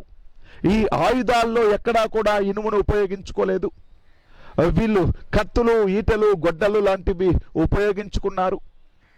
వీళ్ళు కత్తులు, ఈటలు, గొడ్డలు లాంటివి ఉపయోగించుకున్నారు. వీళ్ళ యొక్క శరీరానికి అంటే యుద్ధాలు పార్టిసిపేట్ చేసినప్పుడు తమ యొక్క ప్రొటెక్షన్గా వీళ్ళు ఎటువంటి రక్షణ కవచాలు అనేటువంటివి ఉపయోగించలేదు. కత్తులు, ఈటెలు, బాణాలు ఉపయోగించారు, కానీ ఇనుముతో తయారు చేసుకున్నవి కాదు. దానితో పాటు తమ బాడీని ప్రొటెక్ట్ చేసుకోవడం కోసం రక్షణ కవచాలు అనేటువంటివి కూడా ఉపయోగించలేదు. ఎవరు అంటే సింధు ప్రజలు అనేటువంటి వాళ్ళు. ఇలా సింధు ప్రజలు అనేటువంటి వాళ్ళు ప్రధానంగా పూజించినటువంటి చెట్టు పేరు రావి చెట్టు, అశ్వత్థ వృక్షం అనేటువంటిది. అదేవిధంగా సింధు ప్రజలు ప్రధానంగా పూజించినటువంటి జంతువు పేరు మూపురం గల ఎద్దు. వీళ్ళకు తెలియని జంతువు గుర్రం మరియు సింహం. వీళ్ళకు తెలియని లోహము ఇనుము అనేటువంటిది. ఇలా సింధు ప్రజలు అనేటువంటి వాళ్ళు అన్ని రంగాలలో బాగా అభివృద్ధి చెందడం జరిగింది. ప్రపంచంలోనే మొదటిసారిగా వ్యవసాయం చేసినటువంటి వాళ్ళు సింధు ప్రజలు. ప్రపంచంలో మొదటిసారిగా వరిని మరియు పత్తిని పండించినటువంటి వాళ్ళు సింధు ప్రజలు. పత్తి మరియు వరిని ప్రపంచంలోనే మొదటిసారిగా పండించిన వాళ్ళు ఎవరు అంటే సింధు ప్రజలు అని చెప్పుకున్నాం. ఇలా సింధు నాగరికత అనేటువంటిది బాగా అభివృద్ధి చెందింది. దాదాపు 1000 సంవత్సరాలు కొనసాగినటువంటి సింధు నాగరికత అనేటువంటిది ఒక్కసారిగా అంతమైపోయింది. మరి సింధు నాగరికత అనేటువంటిది అంతమవ్వడానికి దీనికి పర్టికులర్గా ఒక రీజన్ అంటూ ఎవరు చెప్పలేకపోయారు. వివిధ చరిత్రకారులు వివిధ రకాల కారణాలు చెప్పడం జరిగింది. దీంట్లో ప్రధానంగా సింధు నాగరికత ఎలా అంతమైంది అనేటువంటి దానికి మార్టిమన్ వీలర్ అనేటువంటి వ్యక్తి ఏమని చెప్పాడు అంటే, మార్టిమన్ వీలర్ అనేటువంటి చరిత్రకారుడు ఇతను ఏమని చెప్పాడు అంటే, సింధు నాగరికత అనేటువంటిది ఆర్యుల దండయాత్ర ఫలితంగా అంతమైపోయింది. సింధు నాగరికత ఎవరి యొక్క దండయాత్రల ఫలితంగా అంతమైంది అంటే ఆర్యుల దండయాత్ర ఫలితంగా అంతమైపోయింది అని చెప్పాడు. దీనికి ఏమని అంటే ఆర్యుల దండయాత్రలాగా ఆర్యుల దండయాత్ర ఫలితంగా అంతమైంది అన్నాడు. మనం మెహెంజోదారో అనేటువంటి ప్రాంతంలో ఒకే చోట 30 అస్థిపంజరాలు దొరికాయి అని చెప్పుకున్నాం. మరి ఆర్యులు అనేటువంటి వాళ్ళు యుద్ధం చేసి ఈ సింధు ప్రజలను ఓడించి చంపేసి ఈ సింధు ప్రజలను ఓడించిన తర్వాత ఈ ప్రాంతాన్ని ఆక్రమించారు, సింధు నాగరికతను అంతం చేశారు ఆర్యులు అని చెప్పాడు. ఎవరు అంటే మార్టిమన్ వీలర్. మనము ఈ ఋగ్వేదం చూసుకుంటే ఋగ్వేదంలో ఇంద్రుడిని ఏమని పిలుస్తారు అంటే పురంధరుడు అని పిలవడం జరుగుతుంది. ఋగ్వేదం ఇంద్రుడిని ఏమని పిలుస్తారు అంటే పురంధరుడు అంటారు. పురంధరుడు అంటే పురములను ధ్వంసం చేసినవాడు, నగరాలను ధ్వంసం చేసినవాడు అని అర్థం. ఇంద్రుడు ఆర్యుల యొక్క దేవుడు. వేదాలు ఆర్యులకు సంబంధించినవి. ఆర్యుల సంబంధించినటువంటి ఋగ్వేదంలో ఇంద్రుడిని ఏమని పిలిచారు అంటే పురంధరుడు అని పిలిచారు. పురములను ధ్వంసం చేసిన వాడు. ఎవరి పురాలను ధ్వంసం చేశాడు, ఎవరి పట్టణాలను ధ్వంసం చేశాడు అంటే సింధు ప్రజల పట్టణాలను ధ్వంసం చేయడం జరిగింది. ఈ హరప్ప అనేటువంటి పట్టణాన్ని ఋగ్వేదంలో ఏమని పిలిచారు అంటే హరిప్రియము అని పిలవడం జరిగింది. ఈ హరిప్రియము అనేటువంటి పట్టణాన్ని ధ్వంసం చేసిన వాడు ఎవరు అంటే ఇంద్రుడు అనేటువంటి వాడు. ఈ హరిప్రియము అనేటువంటి పట్టణం హరప్ప అని పిలిచారు. ఈ హరిప్రియము అనేటువంటి పేరు ఎక్కడ ఉంది అంటే ఋగ్వేదంలో ఉంది. ఈ హరిప్రియాన్ని ధ్వంసం చేసిన వాడు ఇంద్రుడు. ఇంద్రుడు అంటే పురములను పట్టణాలను ధ్వంసం చేసిన వాడు అని అర్థం. అంటే ఈ ఆర్యుల దేవుడైనటువంటి ఇంద్రుడు అనేటువంటి దేవత అంటే సింధు నాగరికతని అంతం చేశాడు, సింధు నాగరికత కాలం నాటి పట్టణాలను అంతం చేశాడు అని ఋగ్వేదం చెప్తుంది. అంటే మార్టిమన్ వీలర్ అనేటువంటి చరిత్రకారుడు ప్రకారం సింధు నాగరికత అంతమైపోవడానికి ప్రధాన కారణం ఆర్యుల దండయాత్ర ఫలితంగా సింధు నాగరికత అంతమైపోయింది అన్నాడు మార్టిమన్ వీలర్ అనేటువంటి వ్యక్తి. నెక్స్ట్ ఇంకొక చరిత్రకారుడు జార్జ్ ఎఫ్ డేల్స్ అనేటువంటి వ్యక్తి ఏమని చెప్పాడు అంటే సింధు నాగరికత అంతమైపోవడానికి ప్రధాన కారణం ఏంటి అంటే పర్యావరణంలో వచ్చినటువంటి మార్పులు. సింధు నాగరికత ప్రధానంగా అంతరించిపోవడానికి కారణం ఏంటి అంటే పర్యావరణంలో వచ్చినటువంటి మార్పులు. అంటే పర్యావరణంలో వచ్చినటువంటి మార్పుల ఫలితంగా ఈ మార్పులకు తట్టుకోలేక సింధు నాగరికత అనేటువంటిది ఒక్కసారిగా అంతమైపోయింది. దీనికి ఆధారంగా ఏం చెప్పాడు అంటే కోర్టు డిజీ అనేటువంటి పట్టణం అగ్ని ప్రమాదాల వల్ల, కోర్టు డిజీ అనేటువంటి పట్టణం అగ్ని ప్రమాదం వల్ల అంతరించిపోయింది అనేటువంటి దానికి ఆధారాలు దొరికాయి.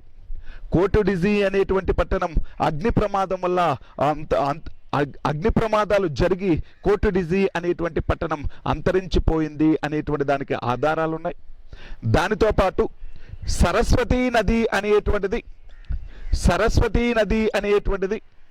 ఈ సరస్వతీ నది అనేటువంటిది ఎండిపోవడంతో అంటే నదులలో నీరు అనేటువంటిది ఎండిపోవడంతో, నదీ ప్రవాహాలు ఎండిపోవడంతో వాళ్ళకి సాగునీటికి తాగునీటికి నీరు లేక ఈ నాగరికత అనేటువంటిది అంతమైపోయింది. పర్యావరణ మార్పుల ఫలితంగా సింధు నాగరికత అంతమైపోయింది అన్నాడు జార్జ్ ఎఫ్ డేల్స్ అనేటువంటి వ్యక్తి. మార్టిమన్ వీలర్ ఏమో ఆర్యుల దండయాత్ర ఫలితంగా, జార్జ్ ఎఫ్ డేల్స్ ఏమన్నాడు అంటే పర్యావరణ మార్పుల ఫలితంగా అంతమైపోయింది అన్నాడు. నెక్స్ట్ డిడి కొషాంబి అనేటువంటి వ్యక్తి ఏమన్నాడు అంటే సింధు నది అనేటువంటిది తన యొక్క ప్రవాహ దిశను మార్చుకోవడంతో ఈ సింధు నదిలో ఉండే ప్రవహించేటువంటి నీరు అనేటువంటిది తన యొక్క దిశను మార్చుకొని నగరాల మీదుగా, పట్టణాల మీదుగా ప్రవహించింది. ఈ సింధు నదికి వరదలు రావడంతో ఈ ప్రవాహంలో ఈ పట్టణాలన్నీ కూడా అంతమైపోయాయి అని చెప్పాడు. ఎవరు అంటే డిడి కొషాంబి. సింధు నది తన యొక్క ప్రవాహ దిశను మార్చుకొని ప్రయాణించడంతో అనేక పట్టణాలు ఈ వరదల్లో, ఈ ప్రవాహంలో మునిగిపోయాయి అని చెప్పాడు డిడి కొషాంబి. దీనికి మెహెంజోదారో అనేటువంటి పట్టణం 7 సార్లు వరదలకు గురైనటువంటి ఆధారాలు కలవు. మెహెంజోదారో అనేటువంటి పట్టణం 7 సార్లు వరదలకు గురైనటువంటి ఆధారాలు కలవు.